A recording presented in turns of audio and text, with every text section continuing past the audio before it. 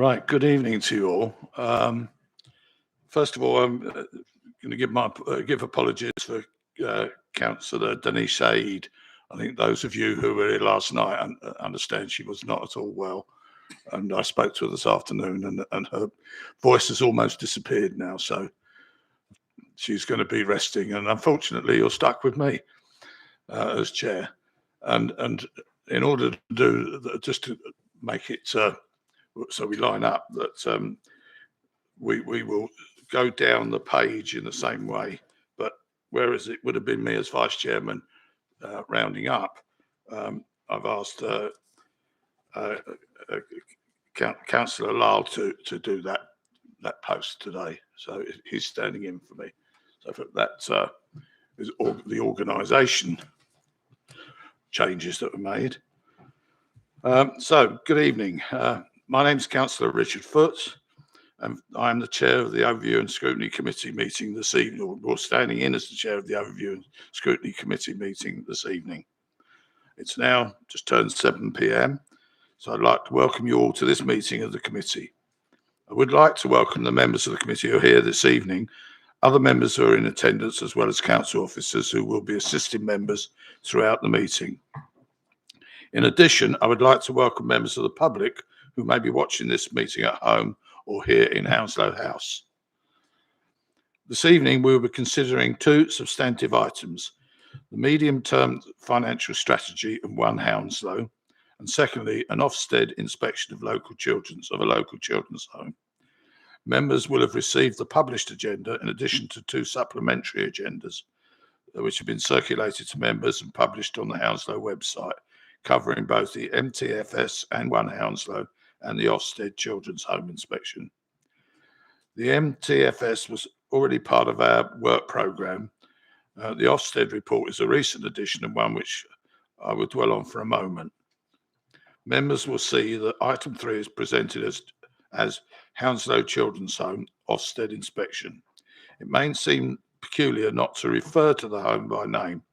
However, there is a very good sound reason for this. Children resident in this home should and could not be identified if the home was named. We must avoid this. Can I ask the committee to steer away from referencing the home by name, and for the same reasons of confidentiality, stop short of considering individual child's care? This is addressed through other channels as not appropriate for the discussion here. Members should focus on the plans for improvement within the home. The way this meeting will work will be that, as chair, I will be running the meeting and inviting people to speak. I will allow every member of the committee who wishes to speak the opportunity to do so. I would ask members to await their turn and not interrupt people when they are talking, or comment on the contributions of others except during their own statement. I wish to stress that I wish this to be a courteous, polite meeting, even where we do not agree on things. Excuse me. As part of this, may I remind all members that in accordance with the Constitution, when I speak at the debate, any member speaking at the time must stop speaking, and so must all others. Further, if any member persistently disregards my ruling as chair by behaving improperly, offensively, or by disrupting business, I may move for them not to be heard any further.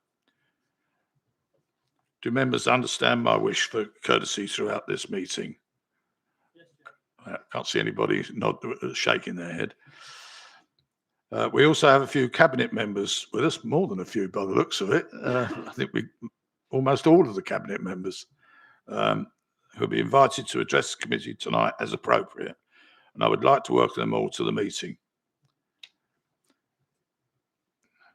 If there are other members of the council here, can't really see some. So I come round.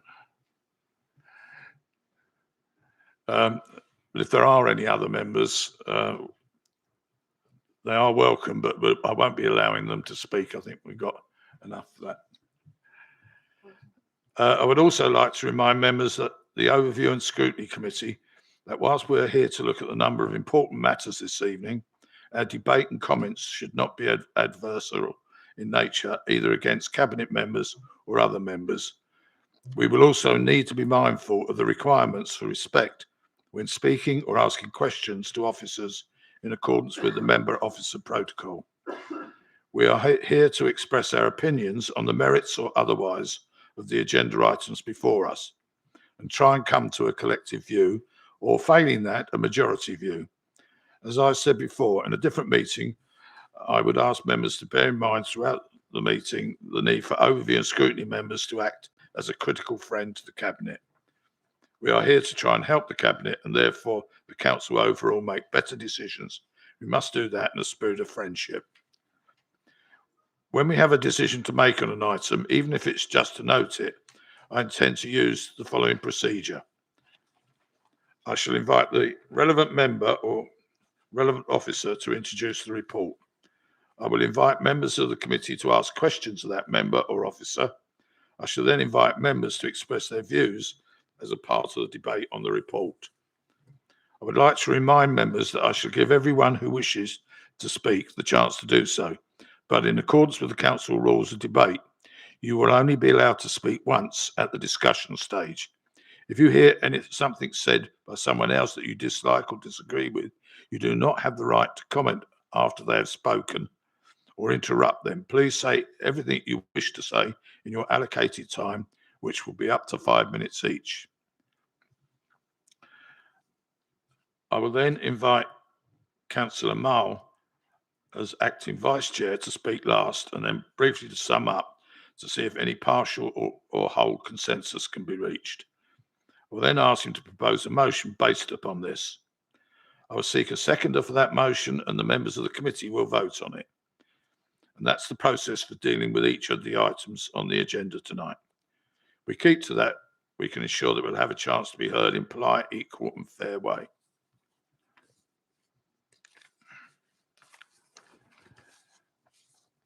Right, I move on to agenda item 1.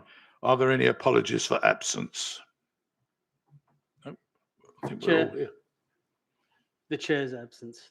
She sends apologies. Sorry, yes. Of course she is. So I thought I'd covered that, but yes. So Councillor Saeed is down as absent, but with apologies. We can now then confirm that the quorum of 4, so we met that, and we can proceed. The chair then, declarations of interest. Sorry, have we had any declarations of interest from anyone? No? I don't remember. Right, so we move on to agenda item 2, where we're considering 2 substantial items tonight. The first of these is itself an issue of 2 parts: the development of our medium-term financial strategy and the ongoing work of the One Hounslow Transformation Programme. The MTFS sets out the financial context for the Council's resource allocation process and budget setting. One Hounslow is the Council's framework for change and programme delivery. The connections between the two should be obvious, and I'm pleased to see them brought before overview and scrutiny as 2 elements of the same item. The report asks specific contributions from the committee. I'll repeat those requests for the benefit of the OSC members who are asked to consider the attached presentation of the Council's MTS and One Hounslow programme. Note and consider the current projected financial position, the Council's medium-term financial strategy, and One Hounslow programme and update direction. Provide an input into the Council of the MTFS prior to submission to Council. Therefore, in accordance with the process I mentioned previously, I would like to welcome Councillor Shantanu Rajawat, Lead Member for Finance and Resources, and Councillor Hanif Khan, Lead Member for Transport and One Hounslow, to this meeting, and thank them for talking to us about this important subject. Councillor Rajawat, Councillor Khan, may I ask you to introduce your report? You will have 5 minutes. Thank you very much, Chair. 5 minutes in total. Oh, 5 minutes each. Good. Okay. Thank you very much, Chair and committee, for having us here. Just to do a very quick set of introductions of, obviously you've introduced Councillor Khan and myself. We're double hatting today. We've got Clive Palfreman, Mandy Skinner, Claire Brooks-Daniel, Robert Meldrum and Rupert Ragwani at the back as well as you said, Chair, members of the Cabinet as well, so that should members wish to delve into service areas with specific questions, they're on hand to answer it. So I also apologise, I've got the clicker, so this may go well or it may not. Let's see how that goes. Yeah. Okay. So the agenda this evening will cover the MTFS update, and hopefully you've had the documents relating to that. Some very high-level slides to start with, and then delving a little bit into the HRA, the DSG, and the capital program as big spending areas, just for your context, and then a little bit about next steps. And then Councillor Khan's going to step in. So much of the future delivery within the council rests within One Hounslow. It's important for Scrutiny to be appraised about the One Hounslow program and the direction that Cabinet have agreed to take it in. So to start with, just some high-level general fund comments. You've had these slides, so I'm not going to dwell on them too much, but you will have noticed when I first came to you back at the start of the administration, a lot of the work we were doing was around understanding where pressures existed within departments, what the drivers of those pressures were, and how we were going to mitigate those. And we've spent quite a bit of time over the last couple of years working through them. Cabinet colleagues have been sat with their respective directors and as a cabinet in whole, dealing with that. And I think we've been quite successful in that. We're moving to a scheme where there are two distinct but interrelated schemes that we kind of concentrate on. So we look at work streams that can help reduce any future budget gap, and you can see some of those bullet points on there. And then work streams that will prevent the budget gap from increasing. And the next slide along, I know it's a lot of text on there, gives you a sort of bit of context on some of those specifics. And again, as you've had the slides, I don't intend to dwell on those, but very happy to take questions on those. So assumptions within the current MTFS as it stands. Again, in terms of income, we've worked on the assumption that current levels remain unless either through the most recent budget or the comprehensive spending review, something else has been said. That's very quickly been factored in. The social care grants are continuing at current levels. The reports, because of the uncertainty around the impact of COVID, it's very hard to put in concrete numbers in there. So it does exclude COVID related, but we are mindful that in future years, COVID will still have an impact on our financial position. And we need to be aware of that and build that into future projections. Business rate pooling, so it's assumed to be at current levels. Again, we've not heard anything yet on that from government. We are expecting the settlement to come through at some point early December. However, as within previous years, it comes very late. I think last year it came just before Christmas. So that's quite late, and that gets factored into the budget. The MTFS includes the assumption of no income tax increase, although you would have seen from the budget, the Chancellor has given us the freedom to increase by up to 3%, so that's 2% on the general and up to 1% on adult social care precept as well. And there will be some rebasing of budgets, which is work that's been going on that is going to show through in the MTFS. And again, very happy to answer questions on that. And then the key assumptions around expenditure, again, are there for you to see. Again, very high level, but happy to take questions. All of that leads to this table, which in the MTFS report is your table 1. So it does show a budget gap of 9.8 million. You'll see the bottom line, that 7 million at the bottom, after we factored in some already agreed savings, some fees and charges, and some and the collection fund surplus, which I'll talk about in a minute, which leads a cumulative gap of 7 million that we've got to address between now and budget setting. And we're working on that as we speak. But worst case scenario, if we weren't to deal with that, those numbers become quite large. So I'm very much committed, as of the cabinet, to dealing with that initial 7 million, but then also starting to look at the 18.4 in future years and the 24.4, because I think that is a figure that I'm and actually the committee and the council should not be comfortable with at all. So that is that. So some key movements. So there's been some income generation from rent reviews on the investment portfolio. This builds in the capital program financing cost. And as I said, there has been a surplus on the collection fund, which helps to the tune of 1.5 million, which really does help. However, I'm not going to sit here and deny that there is a budget gap. What I will say to committee is that we absolutely are committed to dealing with it, as I just said. So, HRA, the Housing Revenue Account. Councillor Bath, as lead member for the HRA, has been working very closely on this, and I have to say has done a fantastic job on it. The business plan for the HRA, the 30-year business plan, is reflected in the MTFS. It was last updated in You've got 30 seconds to go. Have I? Right. HRA budget there. I'll tell you what, you've got the DSG schools block again. Councillor Bruce has been working hard on this. The thing I would point out on this is that the high needs block is overspending. And again, we can't move away from that, but we are in a ridiculous situation where the government, rather than addressing the issue, is allowing us to carry over a deficit budget year on year, which I don't think is sustainable. So whilst Councillor Bruce is doing a lot of work in the background, we do need some action from government on that. You'll see there are some slides on the trading companies. I'm not going to dwell on those. I'm happy to take some questions on that. In terms of the capital budget, we've been doing a lot of work on the capital budget. We acknowledge that there has been some slippage and COVID hasn't helped that.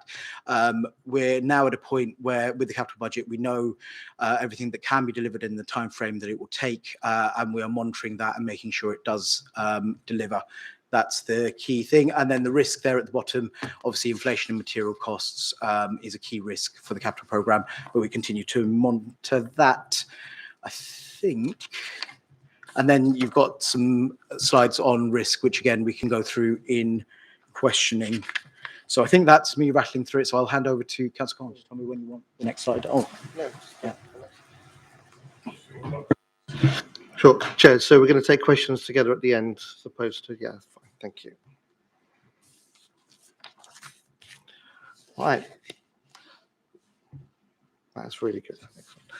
So ultimately, a lot of what I'm going to be talking about today is a reflection on the MTFS, because the One Hounslow programme and the transformation is there to be able to achieve the ambitions that we have in the midterm strategy plan. And it's crucial, and as Councillor Radjewett said, that it touches all parts of all of the policies in and around what we offer, hence why we have many of our colleagues here today as well. And that's the key thing that we do. So in itself, it has options and programs that will reduce the gap, and then also programs that will be there to put some prevention as we look forward into the future. And some of these programs will come and go, but ultimately I have kind of labeled this program as the 848, where you've got 8 outcomes, 4 pillars, and 4 levers for change, or you can flip it the other way around, I say, but ultimately they are the 4 pillars that are there, which relate to the economy, relate to the education, workforce, the health and well-being, and placement and community. And it's really important that we follow through with that. What I'll do, I'll just catch up my own slides on my in front of me as well. So the key thing here, which is very clear on this slide, is the kind of programs that the team has put together I mean, you'll be amazed that there are over 80 programs, nearing 90, and I imagine they will increase. But the hardest thing that it's been is to identify which of the projects will make the biggest impact for us and be aligned with what the strategy is as well. So that is really key as well for us. And this is what will form the framework for this transformation and delivery. So it's really important there. One of the key things I want to highlight on that stage, obviously since June, of the projects that we've been working on, we have already been able to deliver 7 of them since June. More will come, and it's really important that we understand our 23 priorities, and those 23 priorities will be integral in line with the 4 pillars which I mentioned. Some of the 4 pillars will have more projects aligned with them, and some will have less, depending on how we want to move forward, because this is not a short-term program, it's a long-term program. It's going to transform the way we do business effectively with our residents. But ultimately, for the biggest impact, for us to be able to come together and understand where we are and which projects we've done, the team have been working extensively, working with a senior leadership team and with lead members as well to identify them. So based on what we kind of have, when I look at one of the pillars, which is the economy, you'll see that each one of the pillars will have an agreed ambition. And as you go through, and what we want to do is to look at the differences that it will make for residents and businesses, and that's where we are. And we're going to be able to have performance indicators that will be associated with each one of those, and therefore they can be mapped against each project, and then the priorities will be against each pillar. And you can see the amount of work that goes on in the background to ensure that everyone is on the same page and we're all speaking the same language. Is not something that is done overnight. So we've been working at this tirelessly, and it's really important you've actually brought this here, because it's absolutely imperative to how we move forward. Now, obviously, education again is really important. It's, and the workplace. And what I'll say, obviously, when I talk about the economy, you can understand that the lead member would be our finance guy, Councillor Rajwat. So, and then now when we move into the education and work, we've got our lead members such as Councillor Atherton, who will be leading these projects with her team. And it's really important that youth skills and the employment offer that we're doing to help prevent young people from being unemployed. And this is key for us, because if we can raise... You've got 30 seconds to go. Here we go again. So I assume you've read all the pillars, and then you've got other options there as well. Thank you, Chair, for rushing me on there. And then when we talk about placemaking and community, I mean, this is ideal to regenerating our high streets, to regenerating the way our places are in our borough, and it's ideal that we work towards it. So that's another pillar, and you'll see in each one of those pillars, and that they're similar, is that you have the ambitions for the pillar and what the difference does for us, and then the priority programs that are there. And then the last one is placemaking and community. So I've been through all 4 of them. So that gives you a really high level of our program that we're looking at. Now, this all needs supporting, and it's so many different ways in which we're able to do that. And the key thing is that we're continuously going through a process of reiteration to ensure that there's no doubling up of what we do, and make us as efficient as possible by removing any sort of duplication in this process. And then the priority programs, which you've already got in your notes, there's 23 of them, and each one of them will relate to a theme, ideally the pillars, and then the program on each one of those. So really what I'll do is, based on the time that we have, I will end it there, and happy to take questions. Thank you. Was I within how far was I over, Chair? That's fine. That's fine. That's not bad. That's not bad. I think we've done pretty well. Right.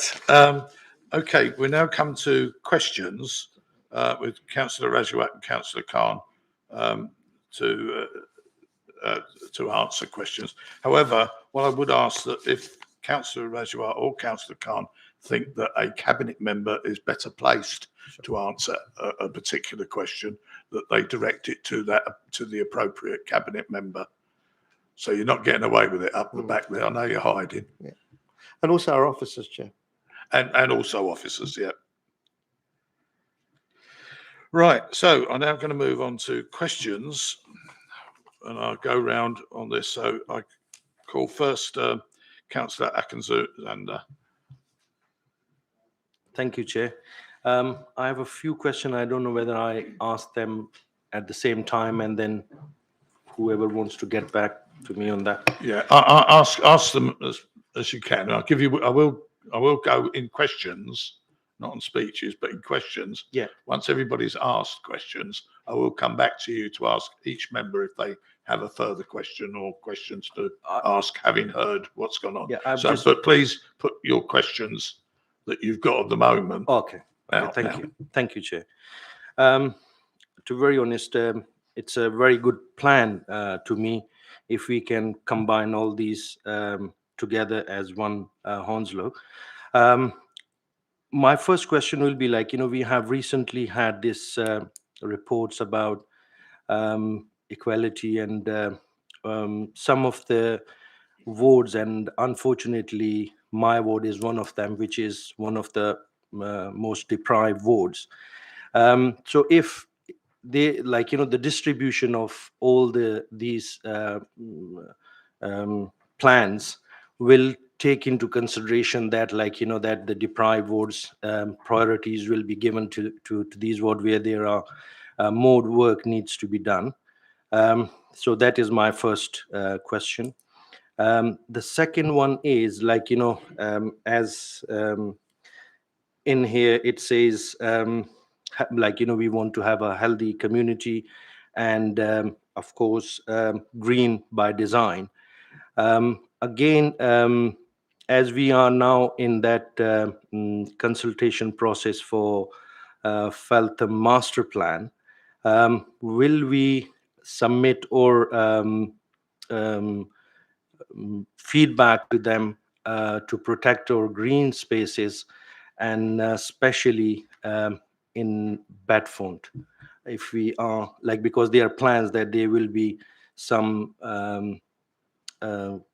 constructions or projects will be going there. So if we are reconsidering that, and the third one is the budget gap, because we are as Councillor Rajwant have rightly identified that these numbers are very serious numbers. So how and what steps we are taking to reduce that gaps, and keeping in mind to at the same time providing quality services to our residents. Thank you. Thank you, Chair. Thank you, Councillor Akinzada. So if I take the budget gap question, yes, you're absolutely right. So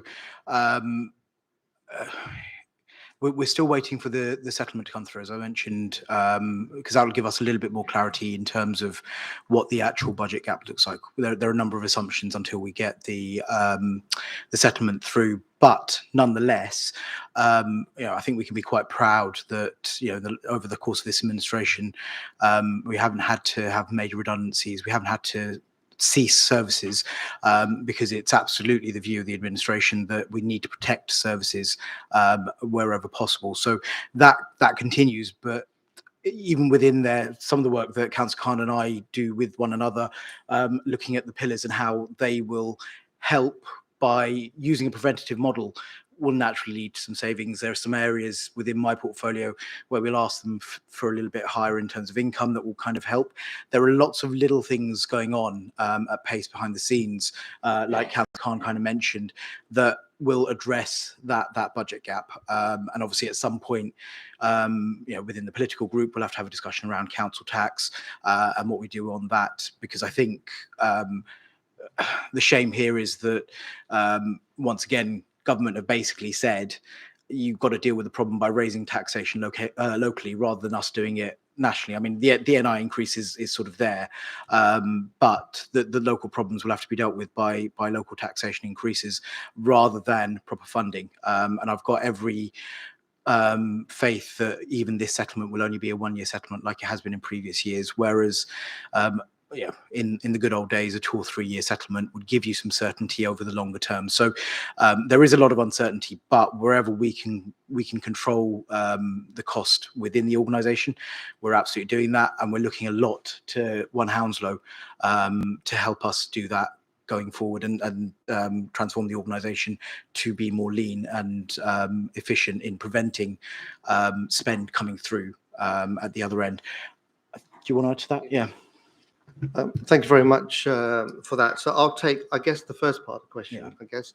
And yeah, you were also, Councillor Akinsala, that you were on that group as well, weren't you, in the inequalities? I remember when the Black Lives Matter situation kicked in, we as a council and leadership team were thinking, right, we have to do something. What are we going to do? Because we want to, where we are a borough that is multicultural, over 200 languages, and we had people writing to each one of us individually. So I think back then the work kind of started with the race inequality. But when we look at what we're doing through the One Hounslow program and the MTFS, the equality, and we have been banging that drum, and I'm not the only one that's been banging it, and I really appreciate you kind of delving down into that side of it, because you remember when you're in the group and when we led the task 2 of what the inequalities were within the borough, we were able to see them very clearly, and the evidence there that showed us. And so the evidence and what the financial strategy, the midterm strategy, and the pillars and the projects that have done. So each one of those will be thought about in terms of the equality, how we can do the levelling up. And also we talk about this within the group, and I've spoken to Mandy and Claire behind me about the social value, where Councillor Shanta talks about the physical money, where we're saving the money. We've also been discussing in the projects, and we will probably in January next year be able to present something even better, is that when you spend that pound, or when you go and visit a resident, or we got our contractors who are coming to do the work, regardless of what they're being paid because they're doing a service, but what are we getting back of that social value? And it is core to our team. So, and that also reflects when in my introduction and Councillor Rajwat's introduction, is that the One Hounslow project is looking at where the cross-cutting measures will reduce the gap that we've identified, and also the preventative measures that we're putting in place to stop the gap from increasing. So they have to work hand in hand. But we can delve into that more detail. I don't know if that's enough on that, or if one of Mandy, you want to just mention about our commitment to the equality agenda. Yeah, and there was community solutions as well. Sure. So, thanks, Councillor Khan. So, as you indicated, there will be throughout all of the projects, and indeed all the council sort of service and policy change, an examination of the equalities impact. But separately to that, in terms of the programme as a whole, we will be looking at the impact both through community wealth building, through community solutions, but also looking through one of our recovery plan foundation responses in terms of tackling local inequalities. So there are different dimensions to how we are approaching this, and the intention is to come back early in the new year with a new, fresher report on tackling local inequalities as well. And I think your question on the Felton Master Plan is probably best for the lead member, who's Councillor Curran. Could you come to the table in front of you, please, Councillor Curran, and make yourself comfortable? You may need to reiterate formulate your question again. Can I claim the Fifth Amendment as well? Now, on the master plan, obviously we're very conscious about how green our borough is, and we want to keep it. I think we're the 8th or 9th greenest borough in London. And that's probably one of the reasons we won the award, because we protect our green belt. But I think it's really important that we recognise the work and the investment we've already put into Feltham and the surrounding areas. Millions of pounds over since 2018. We've done the work at Feltham Green, the work we've done with the pond, all of that work, and that work will continue. We have the master plan for Feltham, and we'll stick to that. So we've got the inspector looking at the local plan review at the moment, and Greenbelt's part of that, and I'm sure he or she will come back with any recommendations. So I'm absolutely confident that we'll carry on with investing in making Feltham even greener than it already is.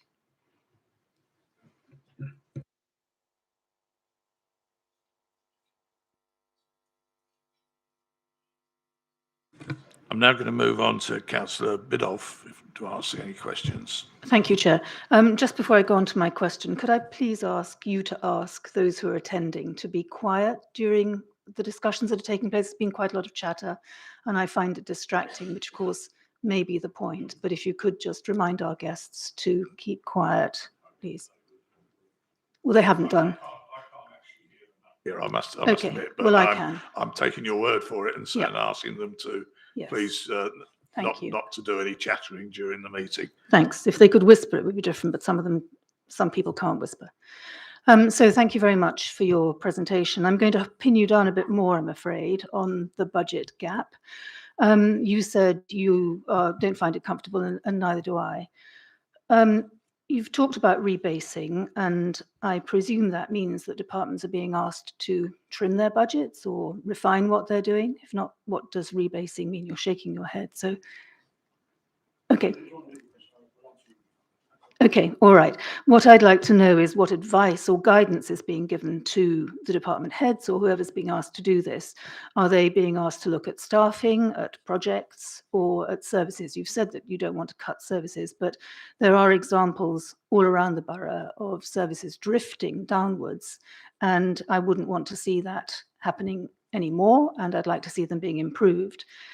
I'm worried about the gap in particular, or some of the figures in particular. I don't understand why there isn't an increase in children and adult services, because those include statutory duties, and yet that's at a static amount each year, 94.5 million.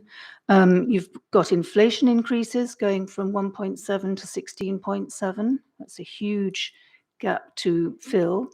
Corporate contingencies are going up by half, from 10.5 to 15.5 million. And so on. And yet you've got, and also I'm concerned about business rates, which are static, and we don't know what the situation is going to be with business rates, with some large employers perhaps downsizing their buildings, bringing in smaller companies who might pay less in business rates. That seems to me to be unrealistic. So I'm not sure how you're going to meet that gap if it proves to be worse than you're anticipating. There are other interesting subjects. So basically what I'm trying to say, and you're doing this also without any increase in council tax, potentially. We've just had a 4.99% increase.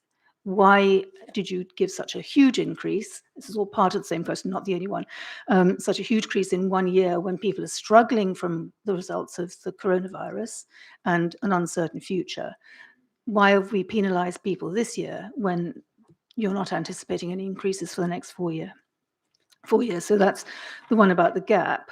I've got one about the digital strategy, which I can't quite now see the funding for this. So that's expected to go up by 0.6 million. And yet there are still some real basics in the digital world that aren't being met, despite 3 years of a new program or 3 years of talking about a new program. Just as a small illustration, I was talking to an officer today, and the phone cut off 3 times because it doesn't work at his end, where the signals don't fit the type of phones that we've got. That's a small point, but if we can't communicate with each other, we might not be able to communicate well with other residents.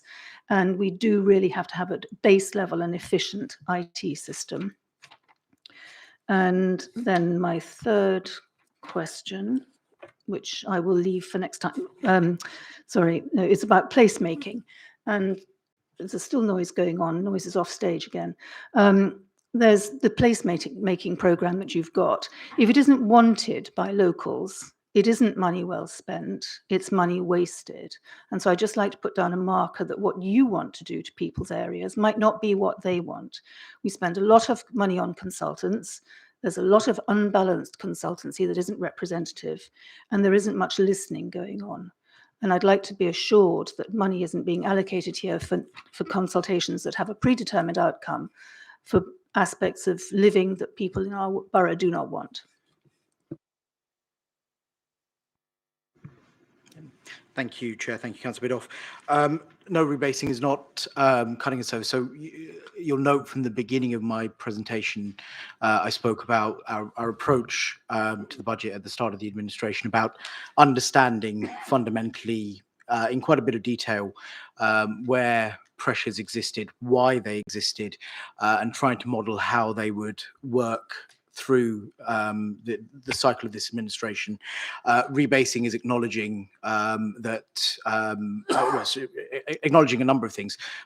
Firstly, that sometimes the funding isn't enough to meet the demand, and we know that demand in, for example, Councillor Bruce's area and Councillor Attington's area is increasing year on year, as is the complexity and therefore the cost. And so once you've understood that, the process of rebasing is saying, okay, if you've got a projection of how at best estimate the service will increase in terms of cost, we will rebase it to allow for that to happen. So it's not about cutting a service, it's about giving the service the adequate amount of money whilst maintaining our duty to the taxpayer to deliver value for money. So that's basically what rebasing is. Can I just ask then, how do you make a saving if all you're doing is saying we're carrying on giving you the same amount of money? There must be something that's happening to enable Councillor the Bidoff, service. you have asked your questions. If you let him answer, I'll give you an opportunity later, but you have wandered a little bit away. No, I questions haven't. I'm just at picking him up times. on his answer to me, which doesn't make sense. That's all I'm saying. Sorry, you're not in a debate at the moment. You've asked questions now. Let him talk.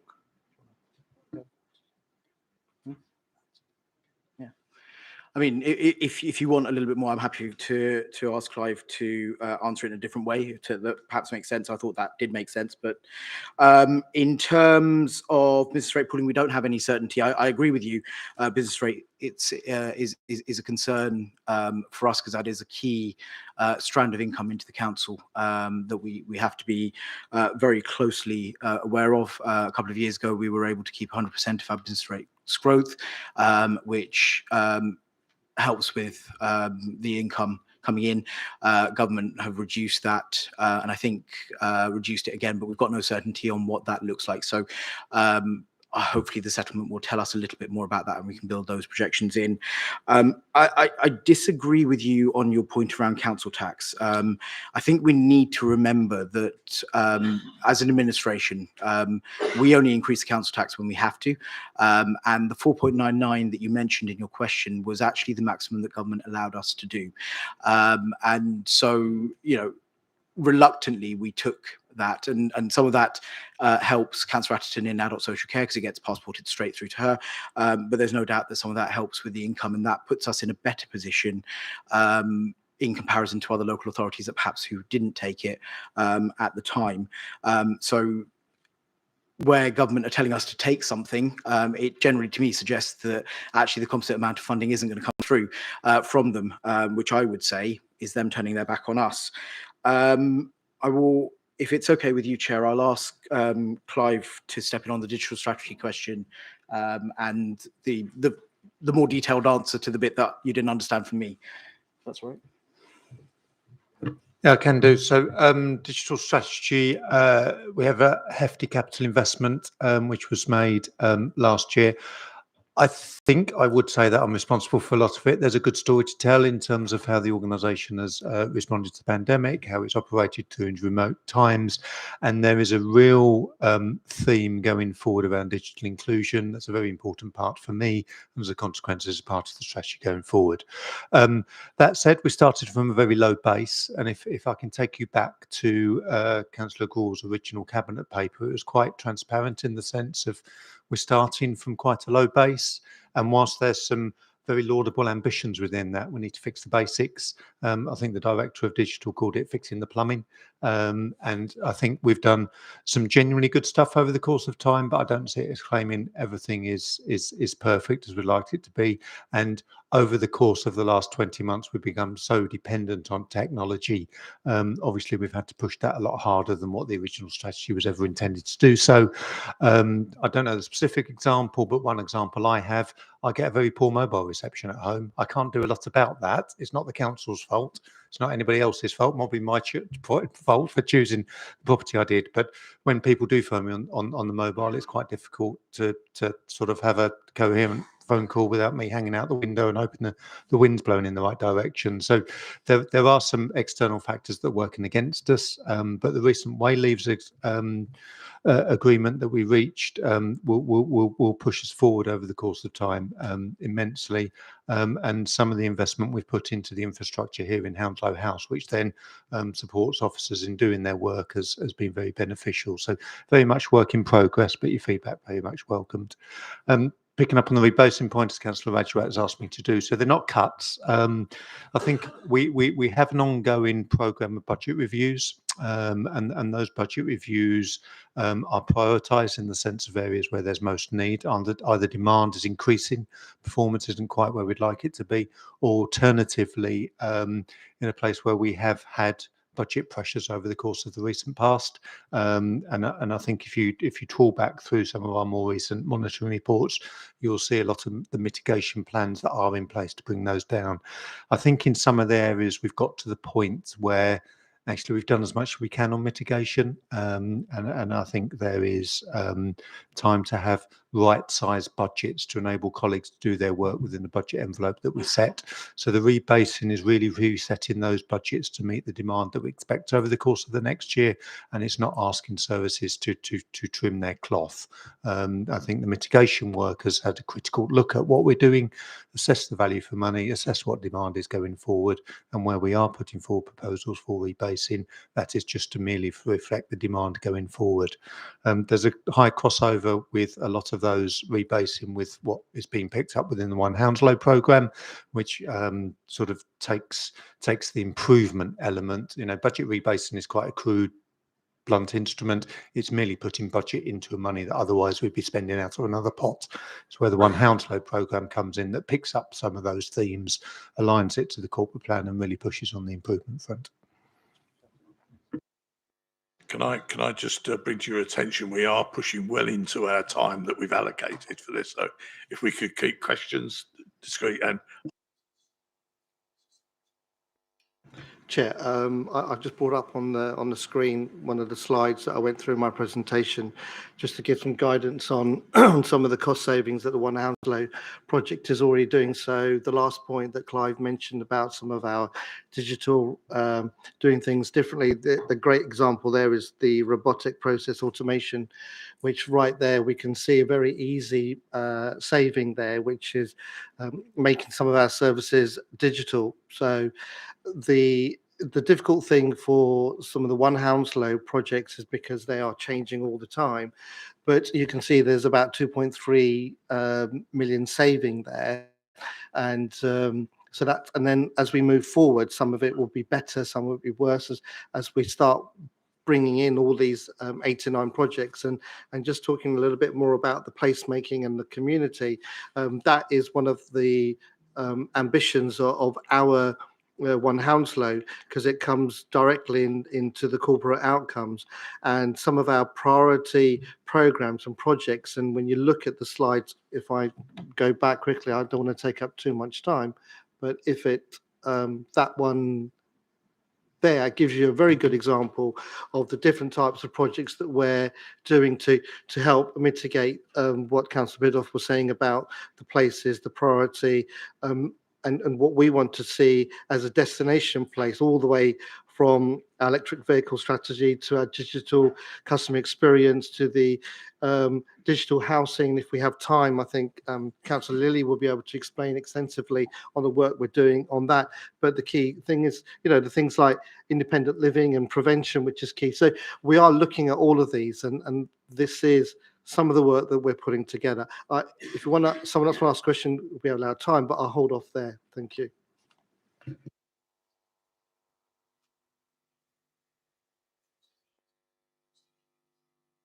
Chair, because you said time was running short, if you feel that you want more information on the digital housing, then Councillor Bath can share that information. Yeah, that's what. See the way questions Yeah, go, that's and why if I it was comes out saying from that, thank you. then I'll Thank go you. that Thank you, way. Chair. Switch myself on. Councillor Campbell Chowdhury next. Thank you, Chair, and thank you for the presentation. Just had a couple of questions, just that I picked up from the report, just to get more information and clarification on. So the first question, the report mentions the falling numbers of pupils in some schools as families move away from London. So just wanted to find out how much of that trend has been seen here in Hounslow and the impact this has had on schools and in the borough more widely. Also, a question on the changing demands and pressure. So what services have been impacted the most, and also what's been done to meet those demands. And just a question on the One Hounslow programme under education and work, the education and work pillar. How will you support employers to encourage the employment of Hounslow residents? So that's one of the pledges, so just how you will do that. Thank you. Thank you, Chair. I think most of that is the Councillor Yeah, I was going to Councillor suggest Ashton. Yeah. you're going to take the seat, Tom. Yeah, I'm happy to talk about school place planning and school places. So you're absolutely right. We are, as London Authority and all London authorities, experiencing a reduction in the number of pupils that are coming in. Between about 2007 and 2015, there was a huge growth in the number of pupils, more people moving to the borough, more housing being built. We were building capacity here. Free schools were coming. We were building expansions to our own schools, a variety of number of things that were going on. That has plateaued and is beginning a downward trend. Now, we have been not experiencing it as much as some of my equivalent colleagues across London have. They have seen some very significant falls in some schools and are very concerned about the viability of those schools going forward. We haven't got to that point yet at all. There are a couple of schools, 3 or 4 schools, where the rolls have dropped a little bit. But I actually had school admissions committee, school admissions panel last week with the place planning team and Councillor Atwell here, who sits on that as well. And we've heard about the mitigations that are being put in place. So whereas there were some bulge classes going in to school, so an additional class, not necessarily a formal expansion, but one additional class per year, and there were some of those bulge classes going in different years to different schools, the reverse has happened in the last couple of years. So we've taken out places. So whereas you might think of a school being a 3-form entry school, for 1 year temporarily, it goes down to 2. There are also 2 or 3 schools that have actually reduced permanently from 3 to 2 or 2 to 1 in order to make that viable. Clearly, that school has got to balance its budgets in terms of staffing. So giving that, being able to give them a sense of where things are going further into the future with that permanency just enables head teachers and governors to make that decision. So it is a concern. For Hounslow, it is a small concern, but clearly we wouldn't want the trend to carry on too much further going into the future, because that will then have an impact on the viability of schools. At the moment, on the current trends and with the school places as they are, we are in an okay place. But they are obviously, it's volatile because of the nature of what people, if they want to move, they move, and that's where we are. I hope that helps. Do you want to talk about pressures and demands, Councillor Chowdhury's question on Sorry, demands? repeat the question. Sorry. So it was just to say what impact, about the services. So one of my other questions was about the changing demands and pressures that have been experienced, and which ones are the most impacted, and what has been done to meet those demands.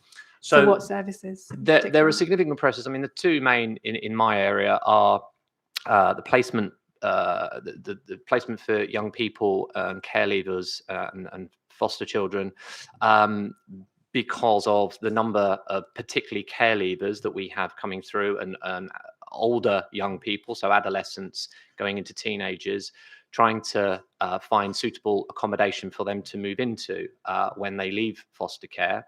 So that's been a significant pressure there.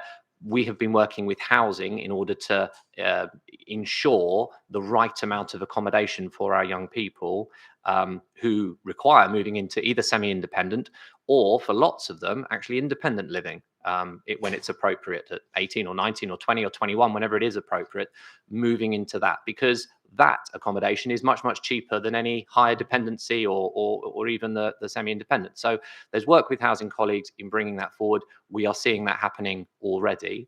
The other significant area is SEN. There are a high number of EHCPs, that's educational health care plans, in this borough. And all those young people require additional support and an appropriate school place.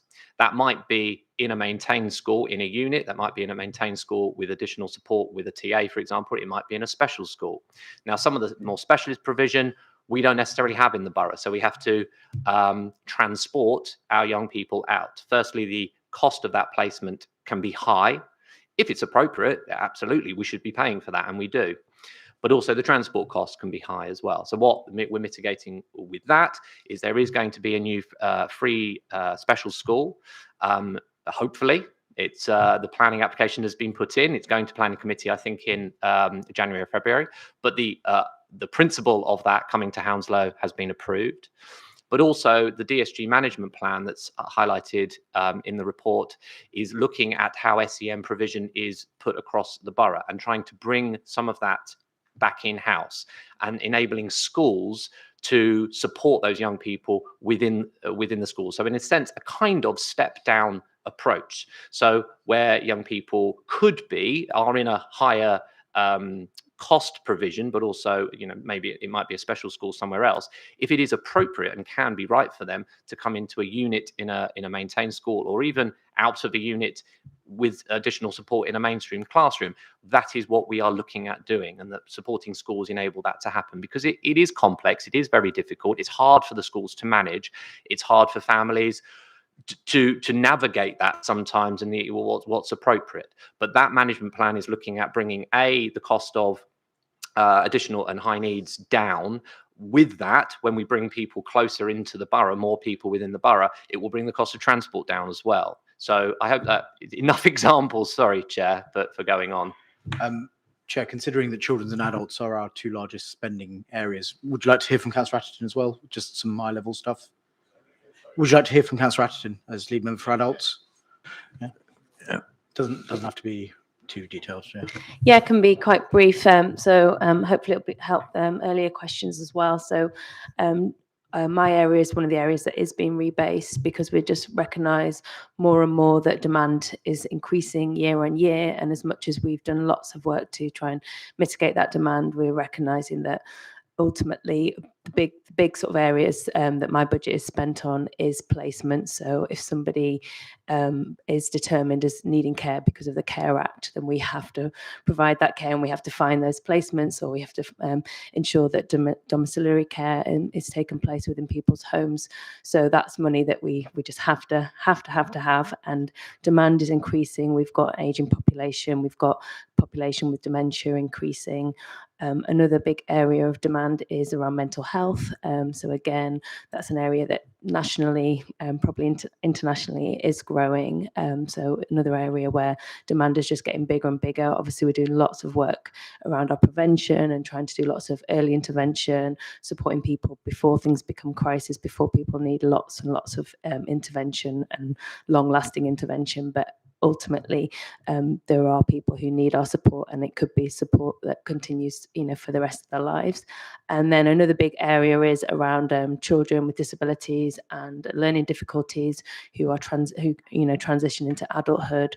Some of them will then need a lot more. We recognise that all people deserve the right to independent living and to healthy lives, and to be able to work and to be able to get education. But all these things cost money, and some of our placements for some of these children becoming adults can be really high cost as well, and obviously will then be for a much longer period of their time. I think that's just really important. I think it's easy still when we think of adult social care to just think of older people, but we're talking about people of all different ages with lots of different complex needs and huge vulnerabilities. So those demands are increasing. We're doing a lot to try and manage the market as well, but that's not easy. A lot of these placements are in providers who are able to set the price and set the cost of what placements cost. But some of the innovation that we have been doing is having our own housing. I remember when Councillor Lukey was the mayor and we had the pleasure, I think you attended as well, Bristol Court. So we've got developments where we can have a bit more control about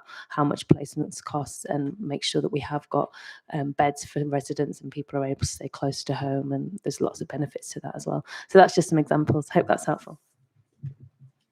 Thank you, Councillor.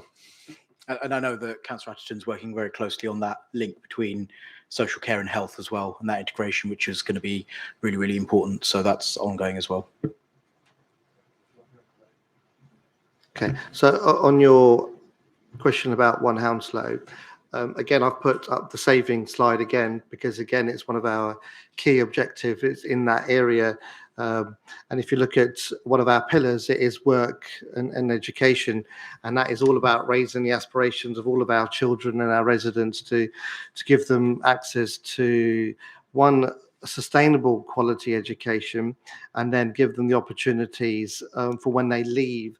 So what the part of the project is to understand each child at school, and when they actually leave, we're able to track them as well because of the work that's already been implemented in that. And in terms of your kind of the economy side, I think we've already kind of answered that as well, but it is more all about the prosperity. If we can definitely increase the prosperity of our borough, we will ultimately solve that question that you asked earlier. Thank you.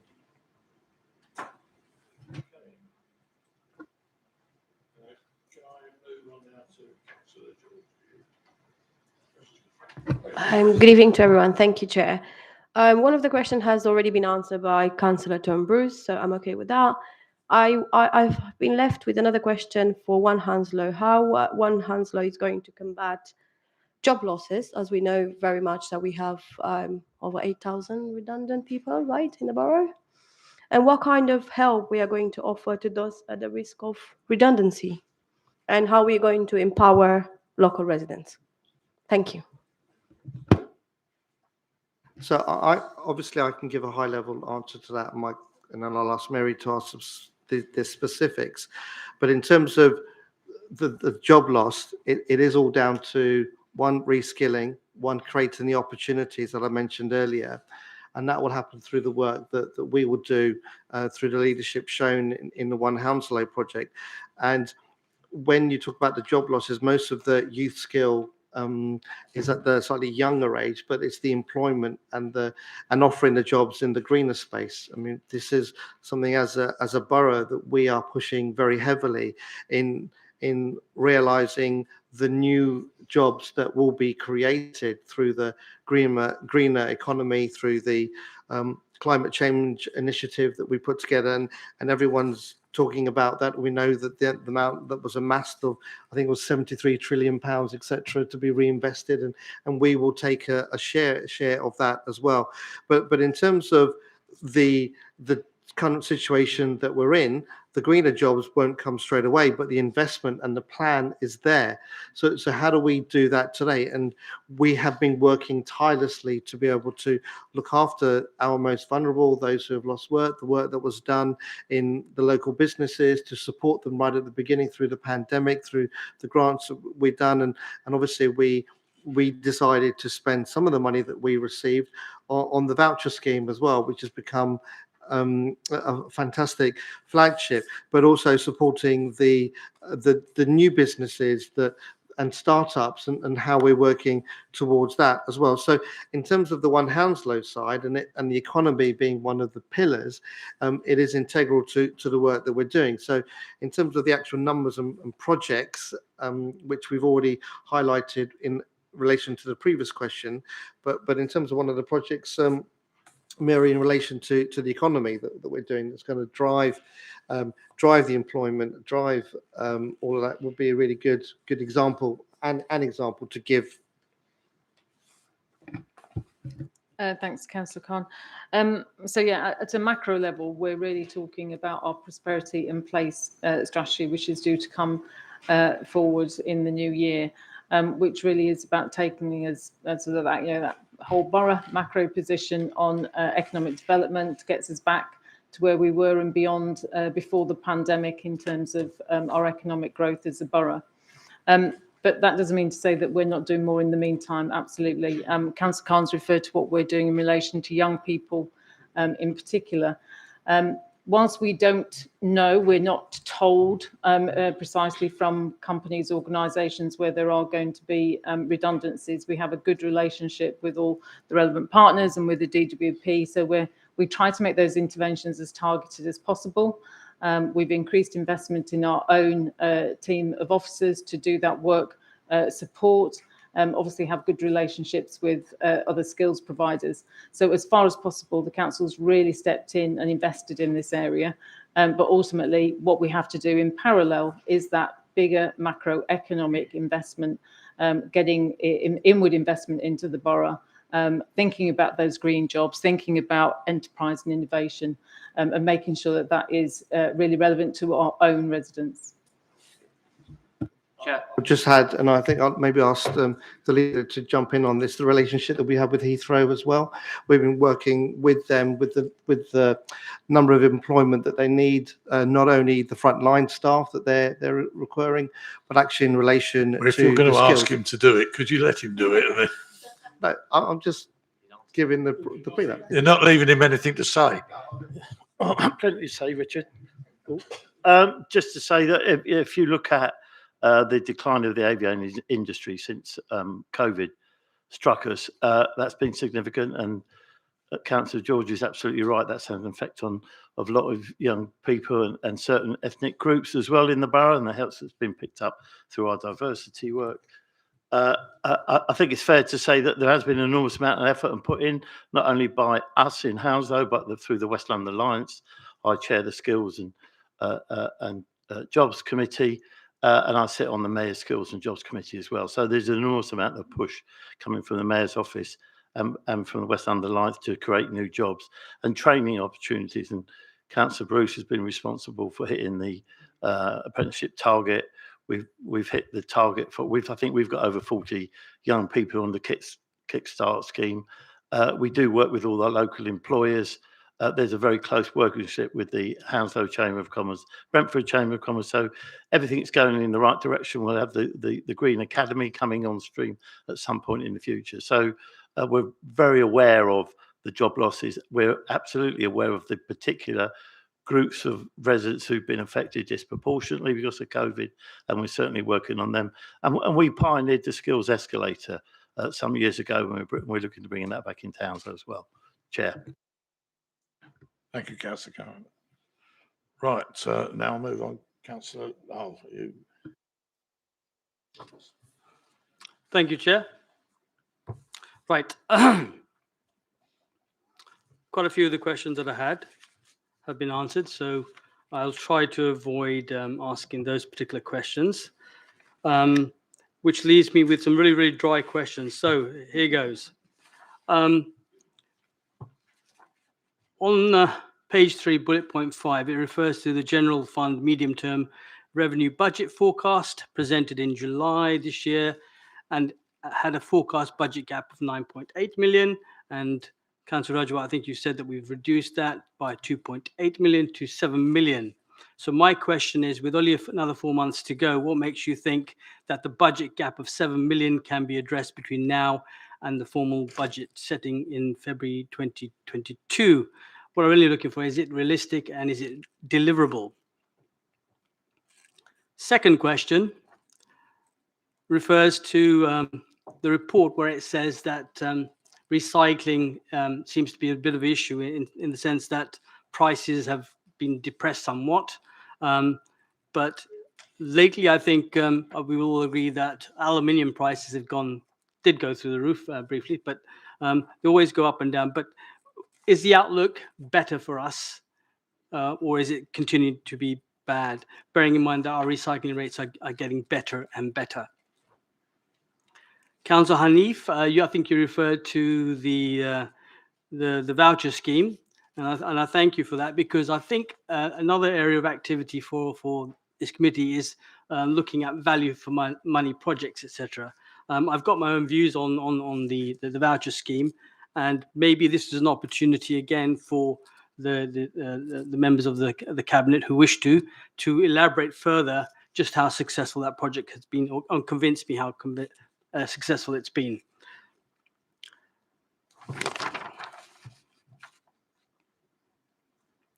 My next question is, I tried to look in the report in terms of assistance from central government, and clearly they have been providing funds to us in the past year in terms of COVID.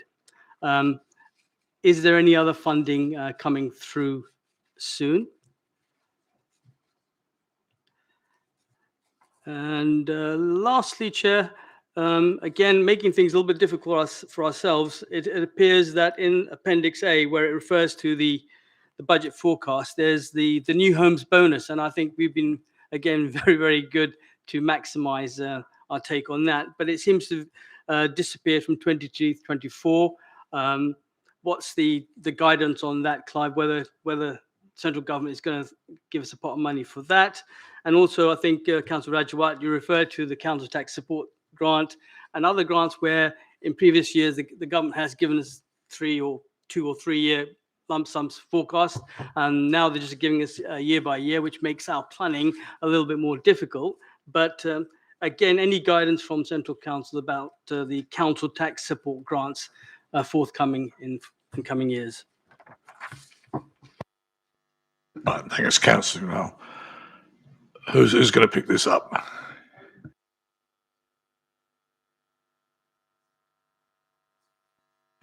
Well, when you finished arguing between each other, can you just... Because they're all technical, right? So that's where we had more than 400 businesses pretty much straight away sign up for the voucher scheme, and we know that every time £1 is spent in the borough, about a third of it gets reinvested. And my own personal experience of going down to the food court and seeing all of the posters on there saying we are part of this scheme, and people spending their money in that has been a great success. Now, I mentioned earlier about the social value as well. So where we spoke about the money, where we made a decision to use the money in that way, what it did, it created goodwill in the community as well. You can't really put a value on what people said and how it benefited them. So that social value, what we get back in return, it was a lot. But how much, how good was the mood? We went out there asking questions, but the feedback that I've received and it was very positive.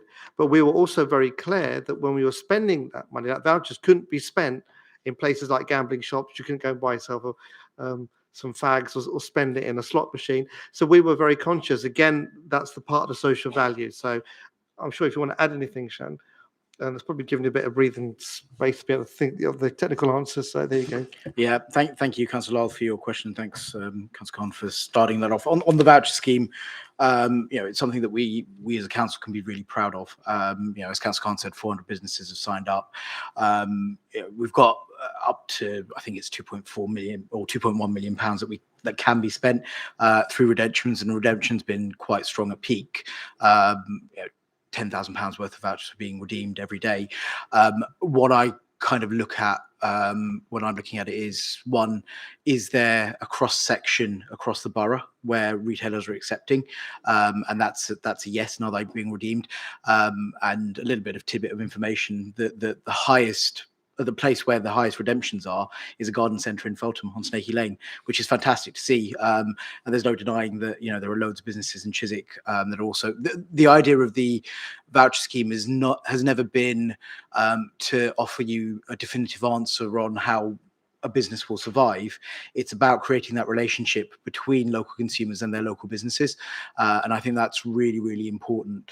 I have agreed that the voucher scheme was due to end on Small Business Saturday, which is the 7th, which is a very important date for us. But I have agreed that we will extend it to Christmas Eve to allow people to redeem them. There will be another mail shot going out to residents who haven't yet redeemed their vouchers. And we accept that we could have done more on the envelope so that it didn't go straight into the dustbin. So this envelope will have the council's logo and support your local business written on there, so people know that it's something significant coming through.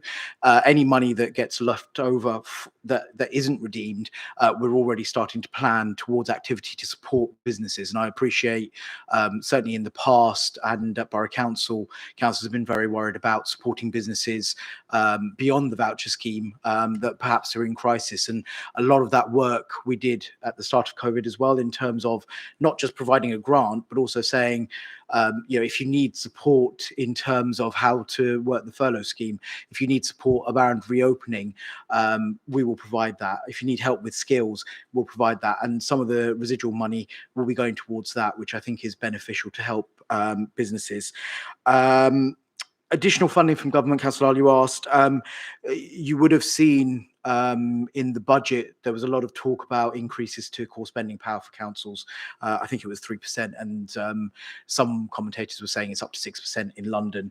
That's assuming that every council takes a 3% increase in council tax without referendum as well. I think that so far is the only announcement that comes to mind when you ask the question. Again, we've got to wait for the settlement to come through. What I would say is that even at 3%, whilst it is the biggest increase to council spending power since 2010, it is still well below the 2010 levels. I mean, we've taken out over £160 million from the organisation over the last decade. 3% isn't going to address that.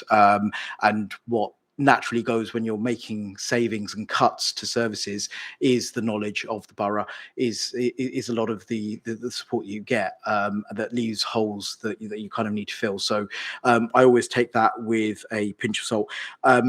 If I may, Councillor, I'm just going to ask Clive to come in on filling in the gap, the question around filling the gap and the recycling. Do you want to address it on recycling as well?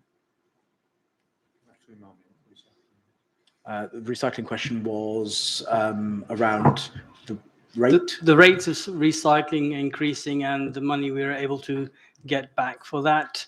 How's the future look, and the 7 million budget gap? Are we really confident we're going to nail that?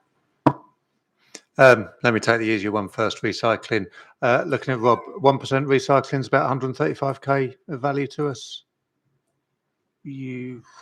That's the number that comes to mind. I can double check, but off the top of my head, around about 1% is 135k's worth of value to us. Obviously, we've had big increases in our recycling rates recently. A lot of work alongside Lambton 360 in terms of sustaining that and improving that into the midterm. £7 million gap for next year, a sizable sum. Time not on our side. I guess would have liked a little bit more detail coming out of the budget that Rishi Sunak announced last week. Lots of headlines. What it means for Hounslow in detail is yet to come. That doesn't come till the middle of December. I think there'll be a little bit to help us in that. Further work on the One Hounslow programme will push through some more efficiencies, and a variety of other things we'll have to work through once we really know where we're sat. If it's any comfort at all, we've had bigger numbers to address in previous years, but £7 million, a sizable sum, very much a priority of the organisation over the course of the next couple of months to fix.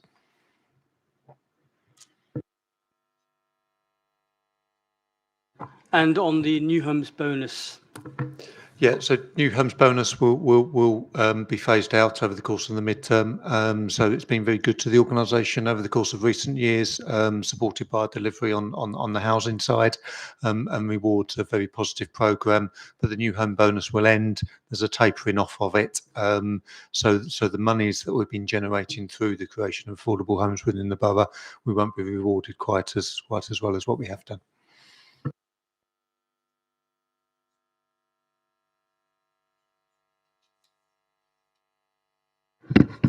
Thank you, Chair. Got quite a few.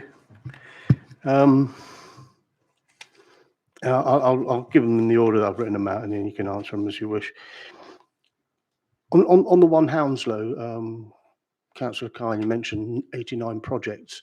How will these individual items and in each pillar be agreed, authorised, financed, reported, and particularly outcomes reported? Where will that come? Will that come here? Will it be presented in a cabinet paper, or I think, or to the various scrutiny panels? In terms of finance, Councillor Rajawat, we're going to have capital spending. How will this be serviced by revenue spending? And the same will go for the community infrastructure levy and the Section 106 that we do have in the in our system. Some of it for a while that we've had in our system. Yeah, how again, how will any spend be serviced, and what kind of guarantees have we got from match funders? For example, we're going to put some money in into the lifts at Sire Lane Station. We're looking to put money into the lifts at Isworth Station, but that was to match other funding from Department of Transport or from Network Rail.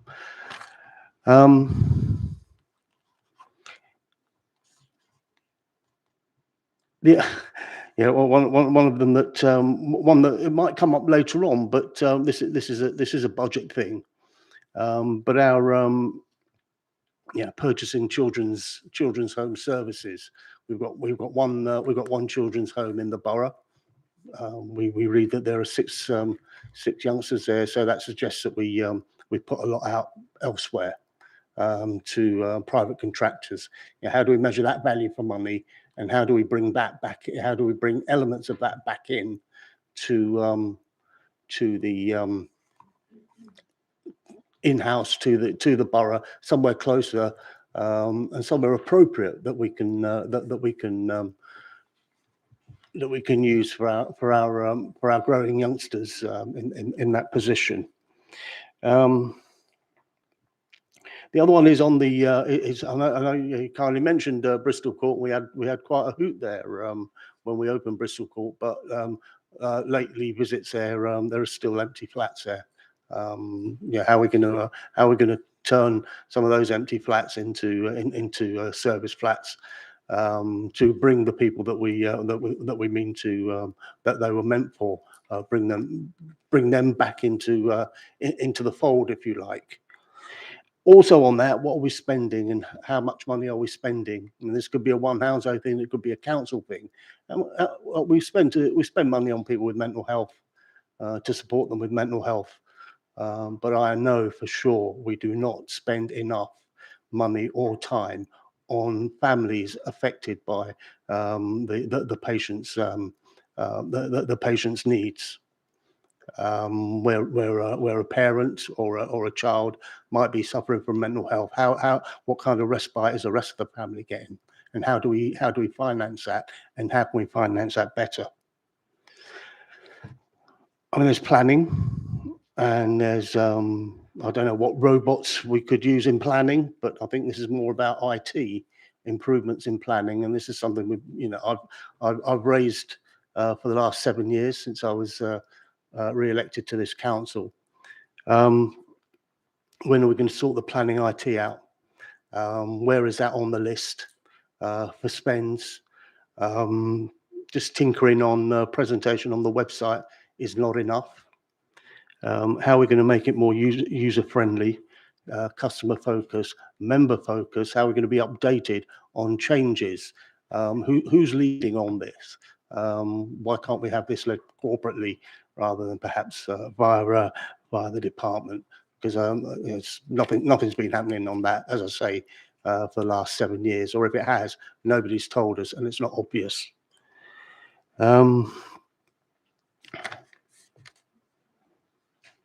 We got any more here? Look, just on the tackling inequalities, and Councillor Khan mentions the 800 different languages, the 200 different languages and diversity here.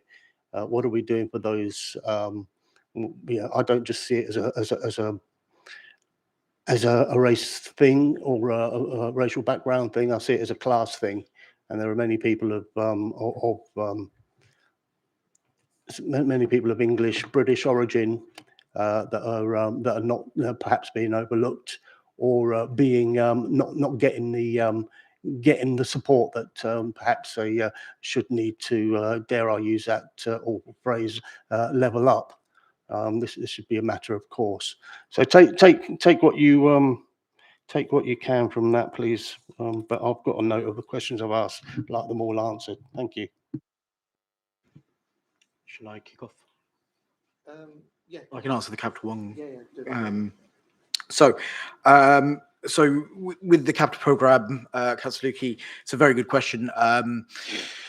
We reviewed the capital program sort of in the middle of COVID, because we realised that obviously with reduced activity, some of our aspirations in the capital program wouldn't necessarily be addressed. So we've gone through a process of looking at each individual item on the program, seeing if it can be delivered or if it can be changed to be delivered.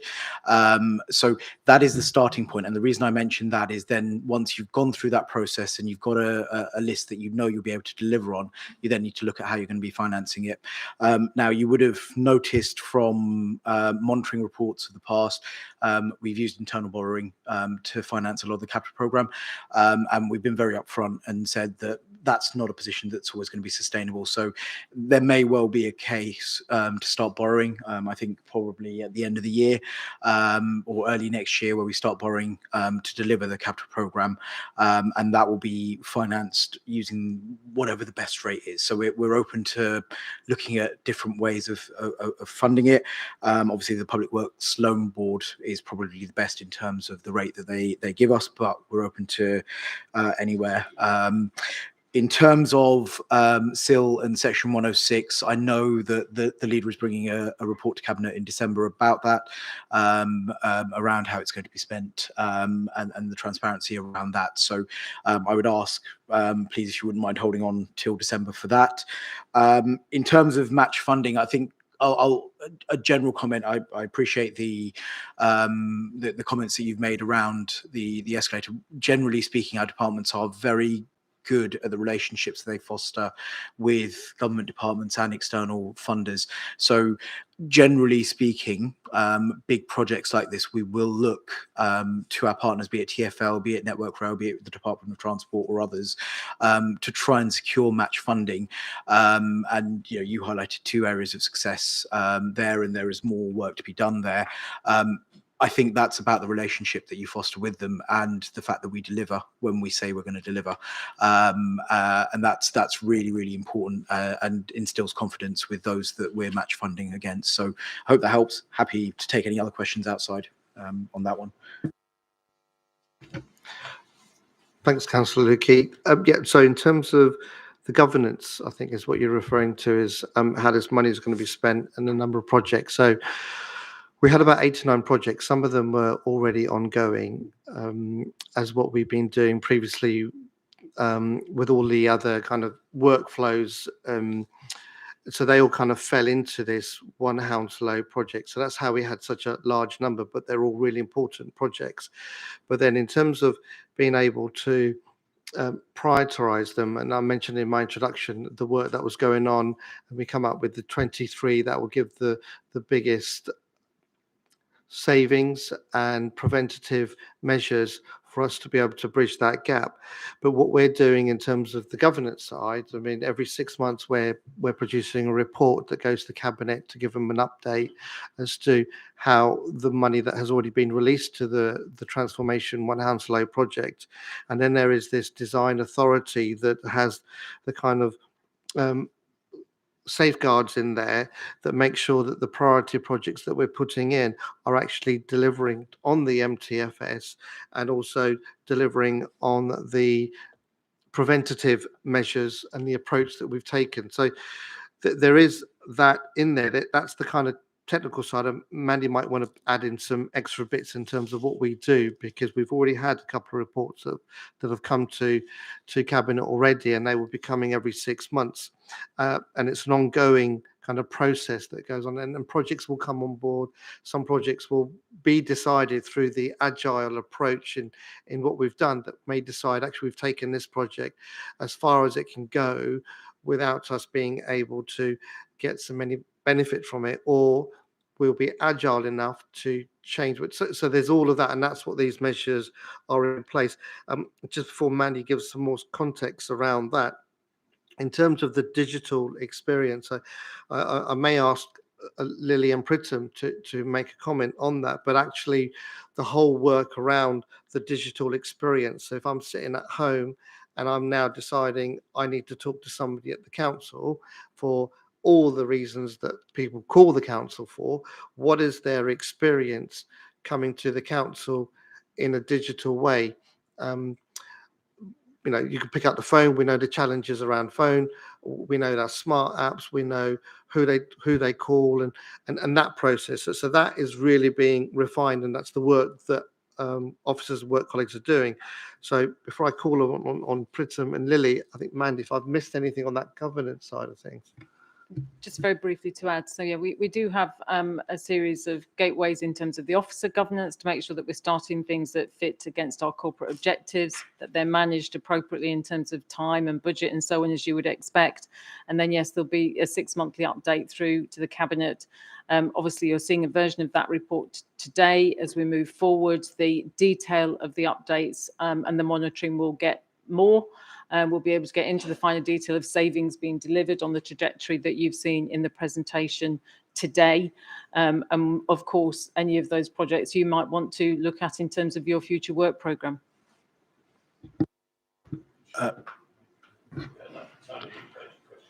Well, it's just some clarification on those answers that I'd like, please. I think Councillor Lau was allowed to ask for some clarification too.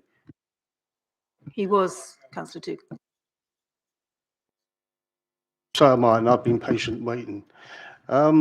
Just how would these be listed? I mean, I understand there's 89. Where are they? How would they be listed? Is there somewhere where we as councillors, members or residents will be able to look at what these 89 projects are?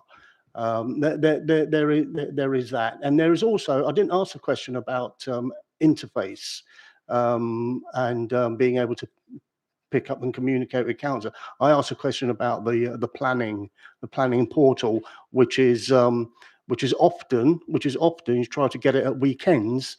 It's not there and it's not working, and there's and it's broken. So let's I thank you for offering that one, but it's really that planning thing that vexes people and has for 7 years. Yeah, are you going to do planning? Yeah. Chair, if I may just answer Councillor Lukey's question on the new planning software. That project has started just recently. It's being headed up by Sarah Scannell, Assistant Director for Planning Management, and obviously supported by the IT department. And they will be engaging with councillors and residents as part of that project as it's developed. There's a similar project being headed up in housing for a new housing software system as well. And I accept both of these are long overdue for replacement, but the work has started, the money's in the budget for them, and engagement will absolutely involve councillors and residents who've raised these concerns.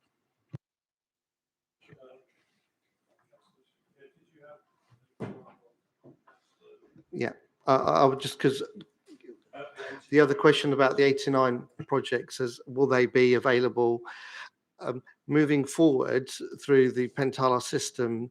It will all be there. They're all. It's the way the councillors can look at the different projects that are on there. It's called the Pentala system, and I'll ask Claire to give you the definitive of what it is.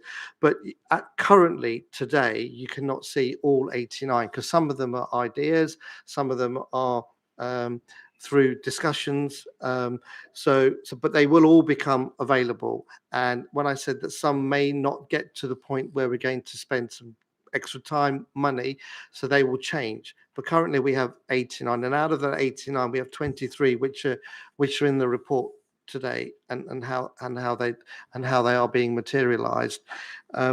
So hopefully that answers your question. And in terms of, you've got the planning one answered from Steve. Lily's going to, yeah, and then did you want to give more detail on the Pentala system?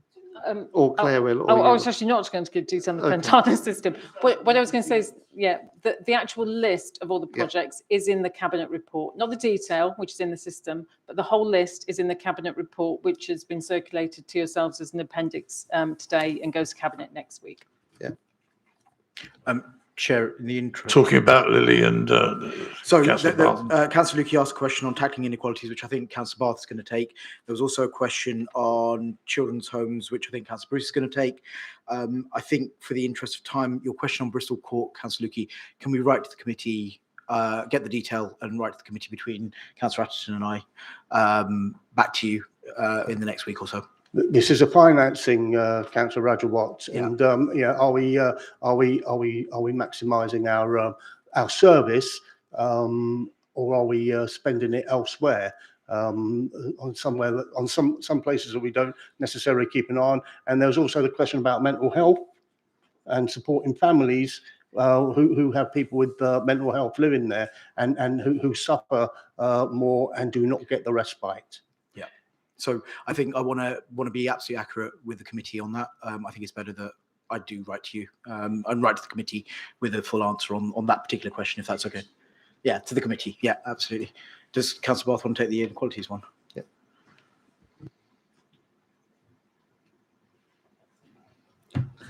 Thank you. I will try and be brief with the equality. So with the beginning of COVID, the impact of COVID, we saw that it disproportionately affected our ethnic minorities communities in Hounslow, like across the country. So what we did very quickly was refocus our work on equalities because we knew that it disproportionately impacted certain communities. And I chaired a working group, cross-party working group, and I had a good engagement with from a lot of councillors on it, and we looked at inequalities generally in Hounslow, and we did a deep dive study into ward inequalities. And I think one of the councillors mentioned earlier on about some of the wards being very deprived. What we did was had a look at all the information and data around that, and the idea was to get a good understanding, but just not to look at the data, but use it to inform us on how we plan our services. And that's been at the heart of everything that we do in terms of our recovery for the borough and levelling up, as you may say. And coming out of that has been a lot of different projects. And again, I think you will be able to, if you look through some of the cabinet reports, you will be able to get more of the detail. But in principle, it's about trying to understand what the problems are in our communities, what the inequalities are, and then targeting our services, designing our services to meet those. And some of the examples are about our community solutions approach. So at the beginning of the pandemic, we had the hub, which was supporting our communities. Obviously, that hub has now developed into something where we are trying to have a preventative approach in terms of going out into the communities and helping people with any problems, whether it be around mental health and families, as Councillor Lukey said, around money, or about any other particular issues about helping to find jobs or financial difficulties. We're trying to do that in a proactive way and in a preventative way to try and stop problems escalating. And they're also trying to understand what the issues are. And I think coming out of this, eventually we will have a proper equality strategy, which we will be bringing. We're starting work on that, and we'll eventually be able to see that. Thank you. Thank you, Councillor Bath.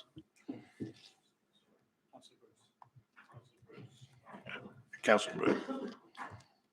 So, thank you. Just on children's homes, page 70 of the supplementary 4.11, 4.12 and 4.13 outlines where we are with children's homes in the borough. We have one, which, as Councillor Lukey says, and it says here, provide 6 places. We currently have, on average, between 12 and 15 required. So those other young people are in all other children's home. Obviously, the other young people that require to be in care are in foster care placements, both locally and right across the country.